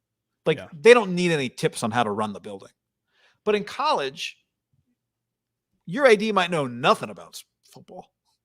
I'm not saying that's the case at SC. I'm just saying that organizational kind of value, I think, it's value at every level, but it can be particularly valuable the college game. James Franklin, I'm looking. I guess he was an OC. He was the OC at Maryland before he got the Vandy job. For how many years? I think it was like 1. 2, and then he was the OC before that somewhere else, but not a very long stretch. So anyway, but yeah, I would talk to Deion and I'd go, am I really thinking about this? But yeah, I'd think about it because their problem. You said this to me beforehand, like he'd recruit, and recruiting is not SC's primary issue, but it is an issue. Now, their recruiting got better after they gave Clay Helton an extension. Their player development is their problem. Their player development is it's wild. That's why, the last time they hired a coach, there was some rumblings that Kyle Whittingham would take that job at Utah. And I think there are a lot of things where if you just ask somebody casually, what do you think? They'd say, well, it's not really a match. But what you cannot deny is Utah develops players. There's this magazine called the Pick Six Previews, and they do like a running 4-year average of your recruiting rankings versus where your players get drafted in the NFL. And Utah is, for a period of time, was at the top of that list, like coming into last year. Generally, they're around because most of the guys they send to the NFL are not 4 or 5. They take 3-star recruits and they make them NFL players, right? SC takes 4 or 5-star recruits and not even NFL players, 2nd and 3rd round picks. Right. So wasn't that why Pat Hill got so much respect for all those years, right? Produce all those NFL guys that were nothing. It's a good point. So, I do think now. I don't think there's nothing to there's just something to make SC cool, but it is going to come down to winning games. And what's Deion's record right now? I don't know. He won a game I saw on ESPN like 7-6 earlier this season. Did you see Shane Beamer's talk after the game that kind of went viral after he played Georgia? The head coach at Shane Beamer coached South Carolina. He's Virginia Tech's dad. Who was his dad? Shane Beamer was on with Drew Hill and Lincoln Riley. I guess worked for Lincoln Riley. Was on the staff with Drew Hill, and took the job. I think he had worked there. Shane Beamer had been a little like kind of like a Brent Brennan, a wide receiver coach, at bigger programs. Same deal as him. He was Spurrier's wide receiver coach, in their heyday, quote unquote heyday, like the best 3 in program history. So they kind of went back to the well.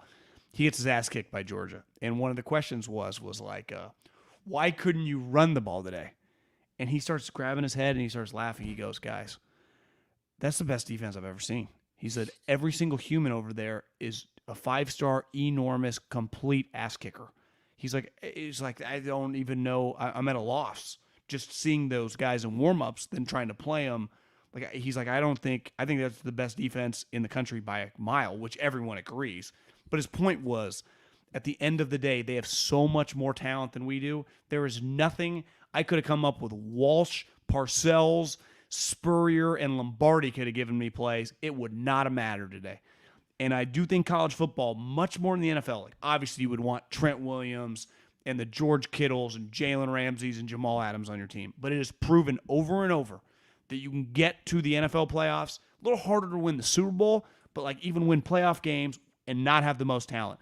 I would say it is consistently proven that the top guys win in the college football. Big. With the best players. And USC, Oregon's just getting better players in LA than they are. That's a problem. Right? Can that guy, when Kayvon Thibodeau is coming out, does that guy leave LA or does he go to USC? Because I know if that was 2006, there is not a chance on God's green earth that guy is not the starting defensive end for USC. Yeah, right? And I agree with that. I also think the world, we say that a lot, and the world has changed, right? The idea of going from LA to Ohio or but the Louisiana. Point, you have to be a top 5 program. I agree. To get that guy. No, I agree. I'm just saying the world had we're constantly trying to recreate Pete Carroll. Well, how about just create a new thing? It doesn't Pete's gone, and that era's gone. But if you are this premium program, I agree. No, I agree with your point. You should just land the guy in the backyard. I agree. I'm just saying I don't think you can. I don't think you can secure local products at the rate that anybody did in the 2000s. Well, just look Early at it 2000s. like some viral videos over the years when LSU was a power program and Louisiana historically has pulled, sent out several like top 20 players in a class. Some of them go to Alabama, right? That has to sting. Remember the famous one, Landon Collins, and his mom was furious and he puts on the Alabama hat? ESPN announcement. And that's still happening. Alabama can land a guy from Georgia, vice versa. Like you're right. It's never going to be that way. Like every sweet kid in LA that Pete wanted, he always got, actually except Deshaun Jackson. That didn't go his way. Didn't leave the West Coast though. Went to Cal. I think it was, the story reads or goes that Deshaun read in the LA Times. They can't wait to get him on campus and utilize him on the offense. Deshaun was like, I haven't committed yet. And, might have been some also funny business going on behind the scenes, but he ended up here with Marshawn and the rest is history. But think about that. Think about that era with Cal. Yeah. Cal had a 3 or 4 year stretch where as a program, they could hang with not just PK, they were a big time program. They had so many. He landed, Alex Mack. Now Alex Mack, let's say he's a blue chip guy coming out of Santa Barbara. If you said he's staying on the Pac-12, I'd be like, are you going to end up in Oregon? That's where I would guess. Maybe. I've been doing these games Pac-12 Network with Shane Vereen, and we were just up at Oregon last week. They play together? Maybe Shane's a little probably. younger. Shane's like 32. How old is Alex Mack? I think he's like 37. So I said, did Oregon recruit you? He's like, I think Alex Mack snapped to Aaron Rodgers when he was young. He came out in like 07. He's been in the pros a long time, Alex Mack. So I asked him, did Oregon recruit you? He said, yeah, they were the first team that recruited me. I said, well, why didn't you go here? He's like, well, academically, Cal was just, that's what I want. I knew what I wanted to do. Like, Cal's where'd academic. Vereen go to high school? Where's Vereen from Southern California. Okay. So I wouldn't surprise me if Mack maybe, like Cal does get some guys. Mack was 09. Mack was a little older than I thought. So maybe he didn't snap to Aaron Rodgers.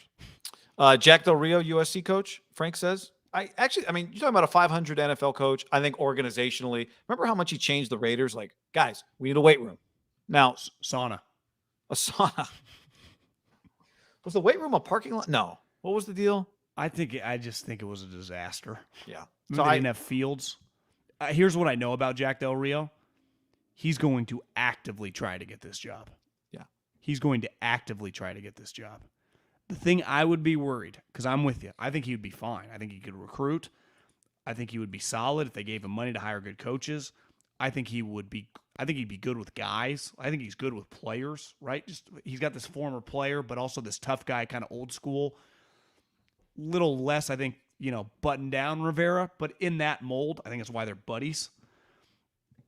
I would just be a little worried that he comes to SC if they gave him $5 or $6 million a year. I think the first year he'd work. By year, is he true grinder? Are you getting a 24/7 recruiter? Yeah. Because I think he'd give you a lot of effort early. I just wonder if he would be, and they all are, but I do know this about James Franklin. At James Franklin's core, he knows his separating factor right now is recruiting. Like, that's what makes him the reason he's viewed as like a top coach in college and is going to be interested. Like, that is his separating factor. And he just can never pull off that pedal, right? He has to floor that because that is his point of difference. Where I think what's scary about Pete Carroll, Urban Meyer, and Nick Saban is they go, we like doing that too, and we can scheme the shit out of you, right? Urban was an innovative offensive guy with Alex Smith. Because I was talking to a buddy in the league. I was like, is Urban even that great schematically? He's like, yeah, he was ahead of the curve with the RPO stuff back in the early 2000s, with Alex. I was like, oh, yeah, he got away from that. Like, he didn't call plays, but he's an offensive innovator. Nick and Pete are, I think they'll go down as two of the great defensive minds in football history, right? I mean, Pete created a defense that literally everyone copied all around the league, and his guys all got jobs. Yeah. Now, it ran its course, but I would say Pete was pretty innovative schematically. Now, Jack, here's what I will say about Jack.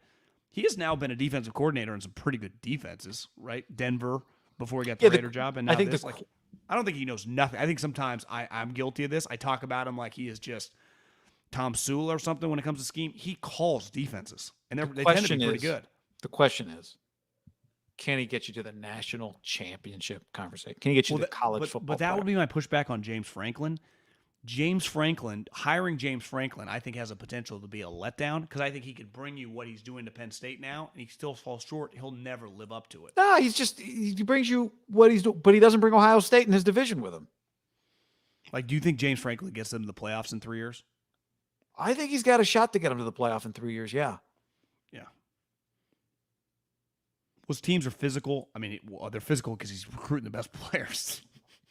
And I think that's the key is like, here's a guy who has substance, but is not afraid to be a personality out there and kind of be a lightning rod for his program. Does it less at Penn State than he had to at Vandy, probably, because Vandy, he needed to be kind of the sales guy? I'm not saying this in a negative way. I think he's the safest hire. And that's assuming he might not. He gets $8-9 million. He could make the playoffs this year. He, to me, is not a lock to leave. He's a PA guy. I talked to a buddy that goes through that school. He's like, James Franklin's cool as shit. I really like him. Like, people, yeah, I hear that a lot. I've heard the way he was described just like Matt Rule. Like, bro, he's a great guy. Like, he is. And that's not every coach. I could name a couple. Josh Heupel. People do not like. They like this guy. And that to me means something. Like, that's part of when you were that. Pete had that. Chris Peterson had that. They just kind of get it. They're just Saban has that. They're just get it guys. Huh. And James is. That's the worry with Jack. It's just a lot of newness. Like there's an element that he's just never done. He's been an NFL guy. How long's Jack been an NFL guy? 40 years now? You know? Yeah. Long time. You're right. The comp with Pete, you'd be like, well, Pete was a lifetime NFL guy before he transitioned back. You know, he'd been an NFL coach. I'd say it's times have changed a little bit. But if you're smart and football guy, like you could figure things out. If you're willing to. If you're willing to, yeah. John, let's tell the people about Manscaped. Manscaped.com. Promo code HAM. Get you 20% off and free shipping. Get the Performance Package 4.0. Get the Lawnmower 4.0. Now available at manscaped.com. Promo code HAM. Water resistant. It has LED lighting, so if it's a little dark, you can see. I can speak from experience, having used the Lawnmower 2.0, Lawnmower 3.0, Lawnmower 4.0. I mean, we've been in business with Manscaped for a while. It is by far, we've all used back in the day, if you're, in your 30s, those trimmers that you got to plug into the wall. And if there's not a plug close in your bathroom, you got to hope you can wrap it around. Sometimes and your barber's like, you really brought me over here for this? Yeah. Sometimes it's not close enough to the toilet. You're using like a trash can. And then all of a sudden you got a bleeder because you hit it. They are so easy and soft on our man regions. It is remarkable. I'm not saying that because they're paying me. I've used the product and continue to use the product. I'd show you if YouTube wouldn't ban us. I've used the product recently, and it's just so seamless. It's so easy. Yeah. The wireless charging system. A wireless charging system. Are you kidding me? A wireless charger? Welcome to the modern world, everybody. A wireless charger? I didn't know. Hell yeah. Wireless charger. That's incredible. Hell yeah. Take this baby to the Mars. Nose trimmers. They got it all. Oh, I got the nose trimmer, yeah. Yeah, sometimes you need it. You got some of those, hairs sticking out. No one wants...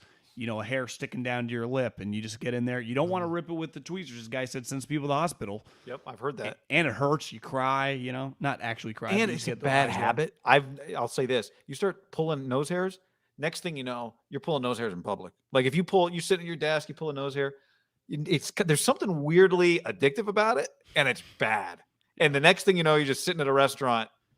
Bartender, Tito's, I'll be over here pulling nose hairs while I wait. Someone's looking at you, and it's like, oh.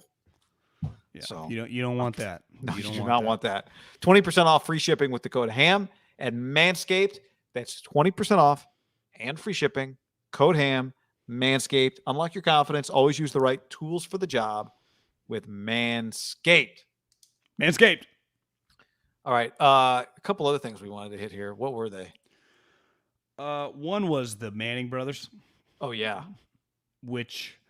first week was cool, and it felt a little bit cult is unfair. When you get 800,000 people to watch it, it's more than a cult, and you're Peyton Manning. Like, you don't have a cult following. You have a legit following. We all know who Peyton Manning is. Peyton Manning is known by women. Like, he is a universal American kind of rock star, famous athlete guy. He transcends, sports. But 800,000 views, pretty cool. But the other, I think the main broadcast got like 15 million, but it was also on ABC and ESPN. This week, ESPN only. Lewis, my guy, I don't even go to ESPN. I just go to ESPN2. And I watched the majority of the game. I was in the office, so I only got one TV. I just had it on ESPN2, and those guys. And they do a good job now. I think they've kind of gotten a rhythm. They just show the game the whole time. They keep a lot of those guys like we are right now in the little boxes, so I can just watch the game. I guess if it was the Niners or something and we were really going to lock in, you don't, when a guy gets hurt, you don't get the sideline. You don't quite know what's going on the little details, but it's like I can have Twitter open and I can follow everything else, right? Yeah, I do think it'd be harder on a game where you really wanted to lock in on. But I watch predominantly the Manning broadcast on Monday night. And, the Gronk, even though Gronk's Wi-Fi was a little wonky. You got to get the Ethernet cord and plug it in. You got to get the plug. At least his audio was good. It's just Gronk. Like, yeah. But the Mannings, you said this to me, like you said to me, you thought Peyton really brought it. I agree. I didn't think of it in those terms. The way I thought it watching him early was Peyton's heartbeat was probably as high as it's been, or his heart rate, as high as it's been since he played football. I bet his heart rate when he's doing that is higher than when he plays golf. I bet it's higher than when he played the money game on TNT. I bet his heart rate doing that Monday Night Football, watching him Packers-Lions, felt like he took it up a notch from the first week. And he felt like a guy that missed it, but not missed it in like a, man, I wish I could be out there way. Just, it felt to me like that broadcast gave him something that he can't get anywhere else. And for that reason, I would not be surprised at all to see him make a jump to a full-time analyst role. I think you explained me this. We were talking off air when we had Staley on a couple weeks ago. And I'm not comparing Joe Staley necessarily to Peyton Manning, but I think similar. You spend your entire life, and then once you get to the pros and become a good player, there is this rhythm to your life, right? The calendar is very set. The season, the ebbs and flows of the week, and then the highs of, now Peyton played on consistently more good teams, but when that good team, there can't be much like being a good football player and being on a good team in the NFL, right? It's a sport that's that way. Like even in the NBA, of 82 games, unless you're like the Warriors, once KD shows up, or the Heels, or Michael Jordan, the Bucks are playing in like 25 duds a year, where it's like, you're in Minnesota, no one cares. Just there's a juice to an NFL game. No matter every game, that high, there is no, like, we're like, how do we get Joe on? And it's like, yeah, I'll come on. Like and I see him kind of reposting some stuff, doing the TV. I bet he feels like he's got a little more purpose. And he was only away for, a year. Peyton's obviously the Hall of Fame now. He's been retired 5 years. It's got to be cool to just take a deep breath. I know I'm not comparing myself as a football guy, but just once you leave the NFL and just do a normal person job, which they don't even have to do jobs, like they have enough money. When I just had to do a job, it's just so much different.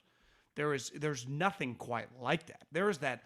I still have some anxiety about the anxiety I used to have just in certain situations in the NFL, in the office, that wasn't even, I had no control over it. Sometimes it didn't even have to be with me, but just being in that area. I remember going back to Fresno State, and it's hard to replicate that, I think, for football guys. It's why a lot of them, even the best players, I think sometimes in other sports, maybe they have, and maybe it happens in football too, they financially need it. I think it's pretty clear, Peyton Manning financially does not need this at all, and Joe's a good example. No chance. They're not doing this for the money. You and I were talking like, how much is NBC Sports Bay paying Joe to make it worth his while? It was like, well, I think all you need is to pay him enough so he understands that you respect his time, right? Yeah. But there's no amount of money you could pay him that like makes it worth him doing something he doesn't want to do. 100%. And I think there's a juice to these. Like, how do you ever get that back?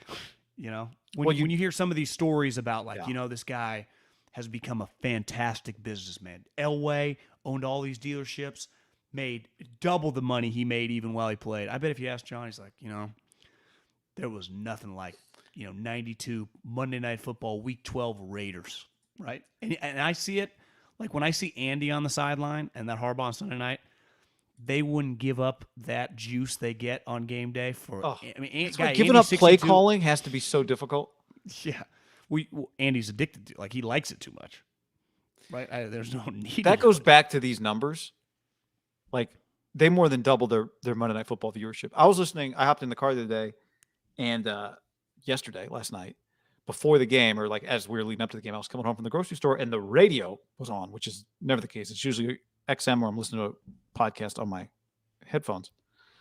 And it was a music station. The G-Wagon doesn't have Wi-Fi connect? No, haven't got it set up yet. And the guy on the radio he's like, coming up next, Katy Perry.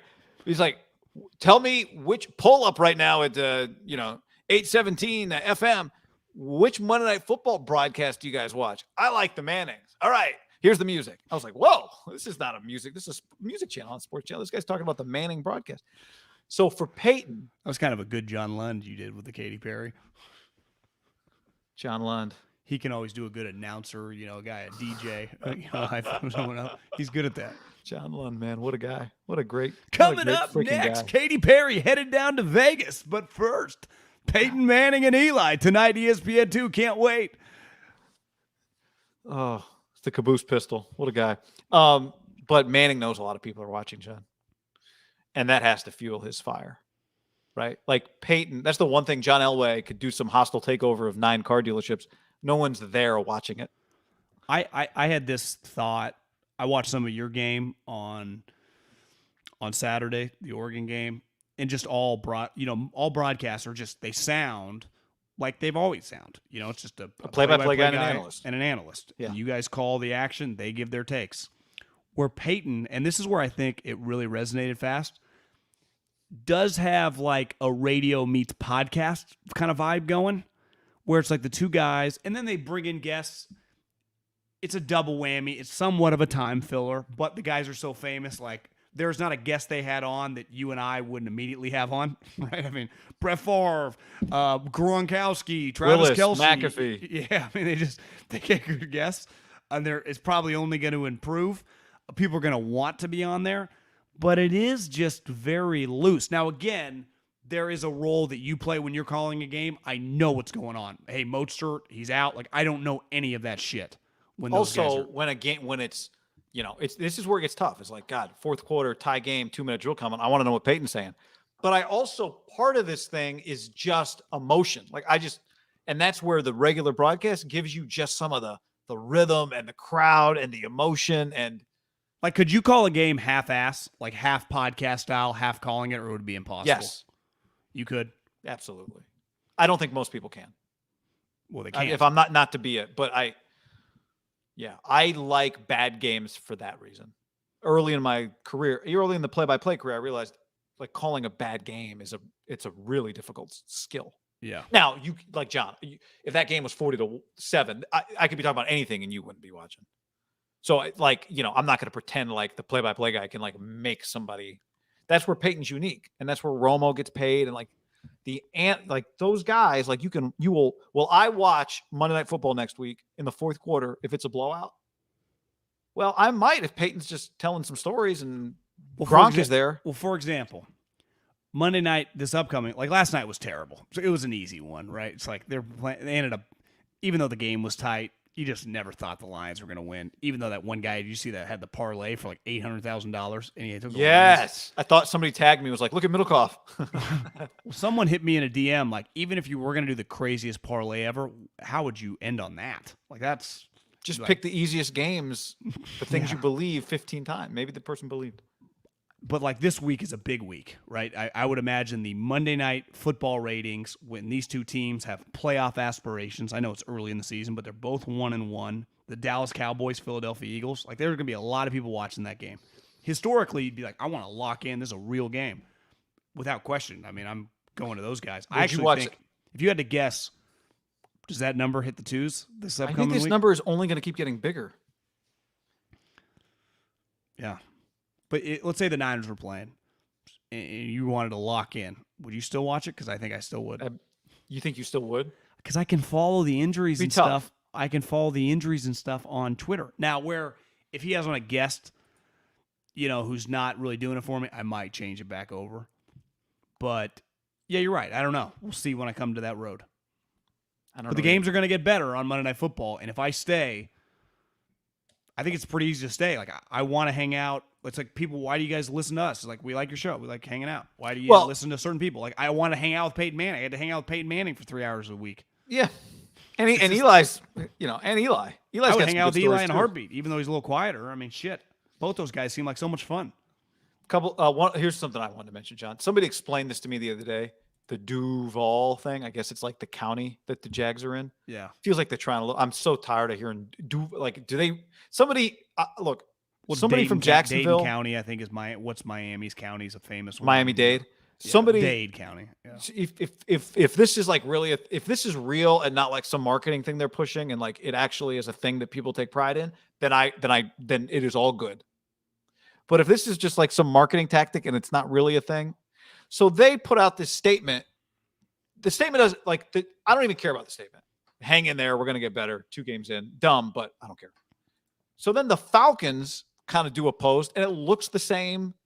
It's like, we got 15 more to go. It's like, I don't want to watch 15 more of these Falcons games. That's not a plus. But that one was clearly a post-game quote from the head coach, right? Well, this one is from Urban as well. But you're right. The Urban one feels like hey, let's put out a statement, Urban. I didn't know that. I thought they just put out a statement. And then I thought, okay, they're both potentially quotes.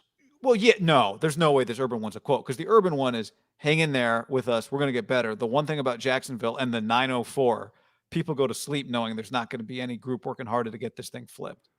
Okay. If Urban brought up the 904 in his postgame, then credit for him. Might have. Florida guy. Yeah, maybe he did. Either way, they both make graphics. Again, I don't care about either one of them. Couldn't care less. But then the Jags retweet the Falcons one and say, hey, can I copy your homework? Yeah, fam. Just switch it up a bit.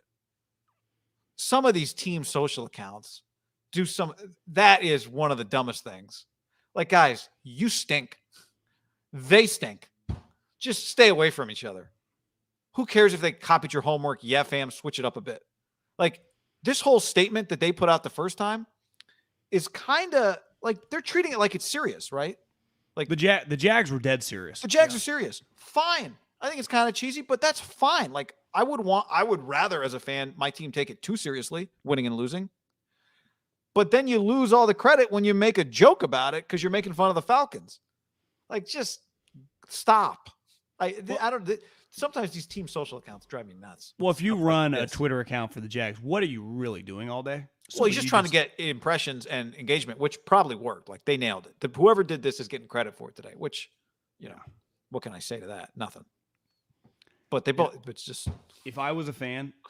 Does that work on fans? I don't know. And well, I mean, guy, there's such a small percentage of people that are actually on Twitter. I'm sure they put it on Instagram too.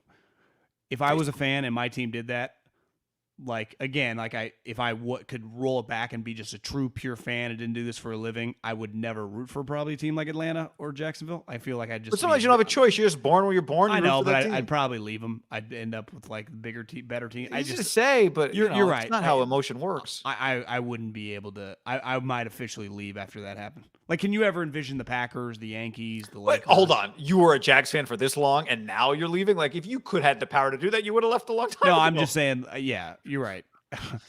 Can you just imagine a real franchise doing this? No. But the Falcons were kind of a real franchise. Although that's just a quote and a graphic, so that's a little. This one, the Jags one is. I think when you hire a new coach, and I wasn't trying to make fun of Jed Fisher earlier. He's Howie Roseman's roommate from college, and I think everyone really likes him. Clearly, he's got a lot of friends. Feels like he's got 10 times more friends than I do. I know that. He's friends with everybody.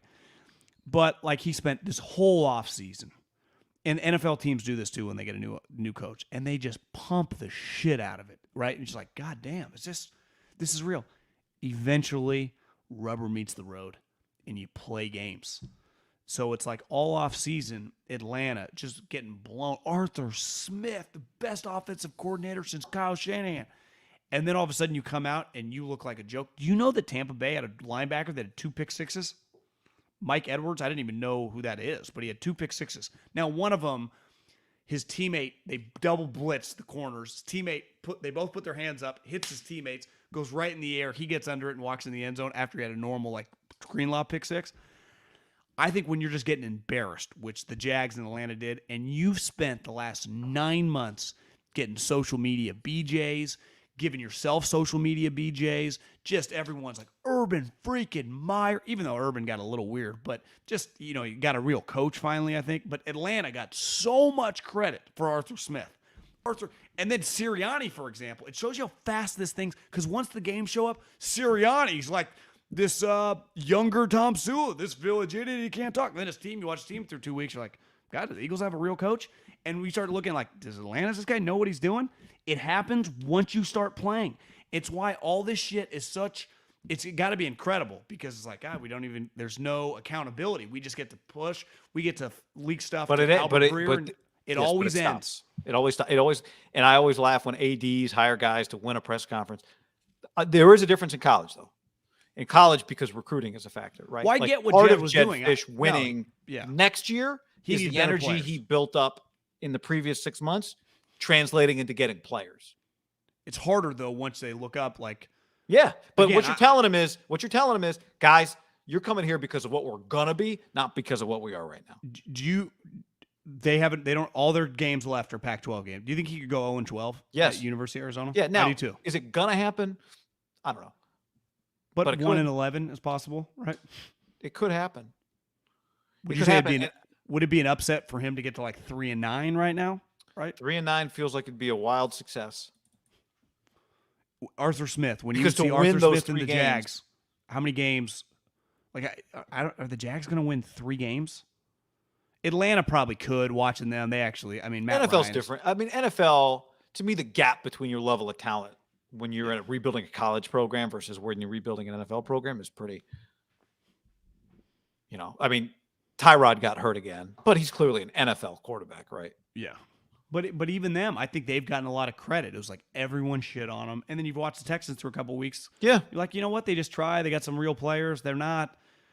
Do you know what you say? They're not the Jags. They're not Atlanta. Well, it's going to be a real test of Trevor Lawrence big picture. Like, can he do, the Colts pre-Peyton what Peyton did in Indianapolis was incredible, because the Colts were awful. They were bad. Yeah. If Trevor Lawrence, it's a long road. It's very early, but if he could pull it off, he'd be a legend. You see McAfee last night when he first came on, he goes, Peyton, he kind of asked him the Aaron Rodgers question. He's like, what do you think about them never asking? And Peyton's like, well, Polian used to sit down with me after every season, and we'd go over the locker room dynamics. And he's like, I don't know if he was going to listen to everything I said, but at first I was like, Peyton's a snitch. And then I started thinking, like, I bet Peyton was calling people out, right, in the locker room. Like, there was no snitching. He was just the sheriff. Like, he was also, the boss. There's a difference between locker room dynamics and which free agents do you like, or really which college players do you like?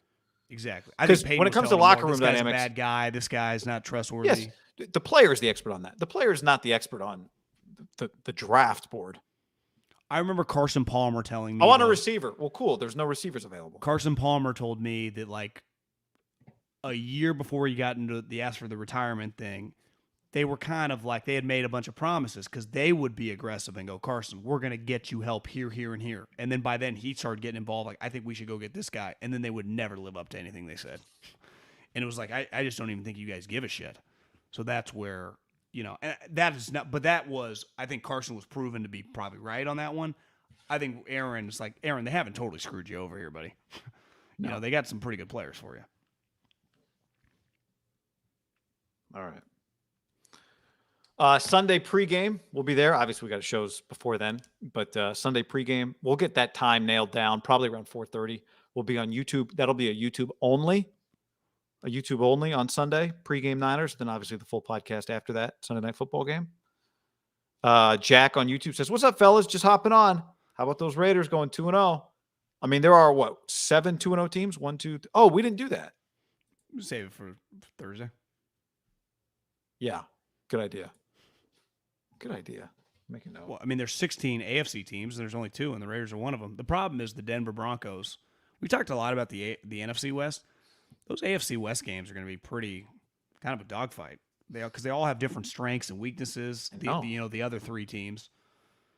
If you just consume Kansas City's going to win it, which I think is at this point in time they've earned that right to just assume they're going to win the division until they don't. Yep. But the other games, like I think even the Raider fans know this, those games are going to be difficult. Like it's going to be hard. They're going to be very entertaining. Guy, in 2 weeks, Monday Night Football is Raiders Chargers. That is a fantastic Monday Night Football game. Where's that game? Vegas, I assume. No, it's in L.A. Yeah, it's in Kroenke's Palace. Talked about that the other day. So there's kind of a home game. Dean, $1. Dollar Dean. $1 a month or $1 a year? $1 a year. I mean, if you're gonna do $1, you can't do $1 a month. Would you break that down by 12 and send him the direct deposit? Just pennies? Yeah, but like 12 cents or whatever it would add up to. Like, hey, is it cool if I pay you weekly on this $1 just to tie up the work of your accounting department? Can I pay you in Bitcoin? No, I don't want to do that. No, you wouldn't. I don't want it to be worth anything. Russell Okun was really ahead of his time. Yeah. Yes, he was. Adios. All right, everybody. Thanks for hanging with us.